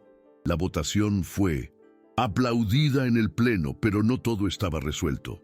A las 20:20, Alejandro recibió una nueva llamada anónima. La voz decía: destruyeron nuestro nombre, ahora destruiremos el suyo, comenzando por el pasado que creen haber enterrado. Alejandro no le contó a Elara, pero Sofía percibió que algo andaba mal. Necesitas decirme qué fue. Amenazaron con desenterrar nuestro pasado. Intentarán poner todo patas arriba. Sofía respiró hondo. Entonces nosotros lo contaremos primero, antes que ellos. La mañana siguiente, ella publicó un texto firmado por ella, por Elara y por Alejandro, explicando la historia desde el principio. Las omisiones, los errores, el miedo, el intento de fingir normalidad. Fuimos criados por un sistema que elegía quién tenía derecho a ser escuchado. Y ahora nosotros estamos eligiendo escuchar de vuelta, aunque duela. Las palabras conmovieron al país, pero lo que vendría en las próximas horas no estaba en los planes de nadie. Un periodista de investigación reveló que uno de los mayores financiadores de la Hermandad Azul aún estaba activo y su nombre jamás había aparecido. Era el mayor accionista oculto de una empresa de tecnología de seguridad que atendía a más de 40 municipios. Un hombre con conexiones en 3 países, dueño de más de 50 empresas fachada, y como se descubrió en las últimas páginas de los diarios de Ricardo, era el responsable de la creación de la Unidad 49. Su nombre: Osvaldo Ríos, bisabuelo de Alejandro. Al saberlo, Alejandro dejó caer el periódico al suelo. Se sentó sin decir nada. Sofía caminó hasta él. Nosotros no elegimos esto, pero podemos ser el fin de esto. Elara tomó a Mateo en brazos, lo miró a los ojos y dijo: crecerás escuchando verdades, incluso cuando sean duras. Y sin que nadie lo percibiera esa tarde, el bebé dijo por primera vez una palabra clara. Señaló con el dedo y dijo: mamá. Elara no contuvo el llanto. Alejandro se levantó. Sofía lo abrazó. Ricardo sonrió y todo el país, por un instante, escuchó algo que no podía ser borrado. El nombre de Osvaldo Ríos, estampado en las páginas finales de los diarios de Ricardo, fue como una explosión silenciosa dentro de la casa. Alejandro no quiso hablar por horas. Se sentó al borde de la cama y sostuvo una de las cartas dejadas por su madre, intentando encontrar algún rastro, alguna pista de que ella lo supiera. Sofía se quedó a su lado en silencio, respetando su tiempo.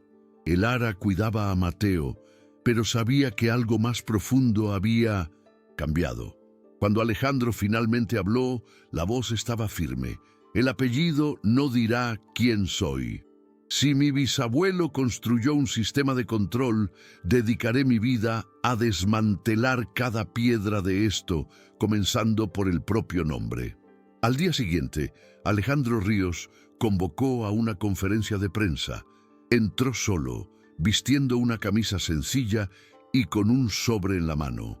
Mi nombre es Alejandro, hijo de Emilia, nieto de Lidia, bisnieto de Osvaldo. Hoy firmo la renuncia a todo el patrimonio, heredado directamente de la línea Ríos, y lo transfiero a la recién creada Fundación La Escucha, el total del 68% de las acciones de la holding principal, con la única exigencia de que sean gestionadas por un consejo de mujeres cuidadoras con historial de actuación afectiva y comunitaria. Mi nombre sigue siendo el mismo, pero su función a partir de ahora es otra: servir como ejemplo de lo que sucede cuando alguien escucha en lugar de mandar callar. El país asistió en shock. Ningún heredero había hecho algo similar. Elara en casa asistía en vivo con Mateo en su regazo. Sofía lloraba. Ricardo asistía desde el balcón y las calles comenzaron a llenarse espontáneamente de personas con pancartas, voces y cantos. Si él escuchó, nosotros también podemos. La Fundación La Escucha fue formalmente registrada 5 días después, con sede en Ciudad de México y filiales organizándose en otros 10 estados. Los primeros proyectos aprobados incluían la formación de cuidadoras, el apoyo a madres solas, la investigación de vínculos rotos por negligencia institucional y principalmente la escucha activa como política pública. Elara fue nombrada Coordinadora Nacional de Formación. Ricardo asumió el área de rastreo de sobrevivientes. Sofía quedó responsable de la articulación jurídica. Alejandro se retiró de la gestión, pero siguió como consejero técnico. Y Mateo, ahora con 1 año y 2 meses, era la imagen más replicada en toda la prensa. Un bebé en el regazo de una mujer que antes nadie veía, ahora símbolo de un país que por fin escucha. La Hermandad Azul tuvo a sus últimos miembros identificados y arrestados. Más de 209 acciones corrían en la justicia, con posibilidades reales de condena. Y en los registros oficiales, por primera vez en la historia del país, un bebé figuraba como vinculado afectivamente a una mujer fuera del núcleo familiar biológico, con derechos integrales reconocidos. Elara recibió la partida del vínculo en una sala sencilla junto a Sofía, y Alejandro, cuando tomó el papel, leyó en voz alta: referente al niño Mateo Ríos, se registra como vínculo materno-afectivo primario Elara Emilia Navarro. Ella sonrió con los ojos empañados y susurró: ahora está escrito. Alejandro respondió: siempre lo estuvo. Sofía abrazó a los dos. Ricardo entró en la sala con una noticia: recibimos confirmación de 40 sobrevivientes más de la unidad 49. Están vivos y quieren hablar. Elara se levantó, sosteniendo el documento en sus manos. Entonces, ahora es nuestro turno de escuchar. México cambiaba no por decreto, sino por escucha, por coraje, por vínculo y por una mujer que oyó un llanto en una madrugada cualquiera y decidió con el pecho abierto que aquello no era ruido, era una llamada. Y ella respondió: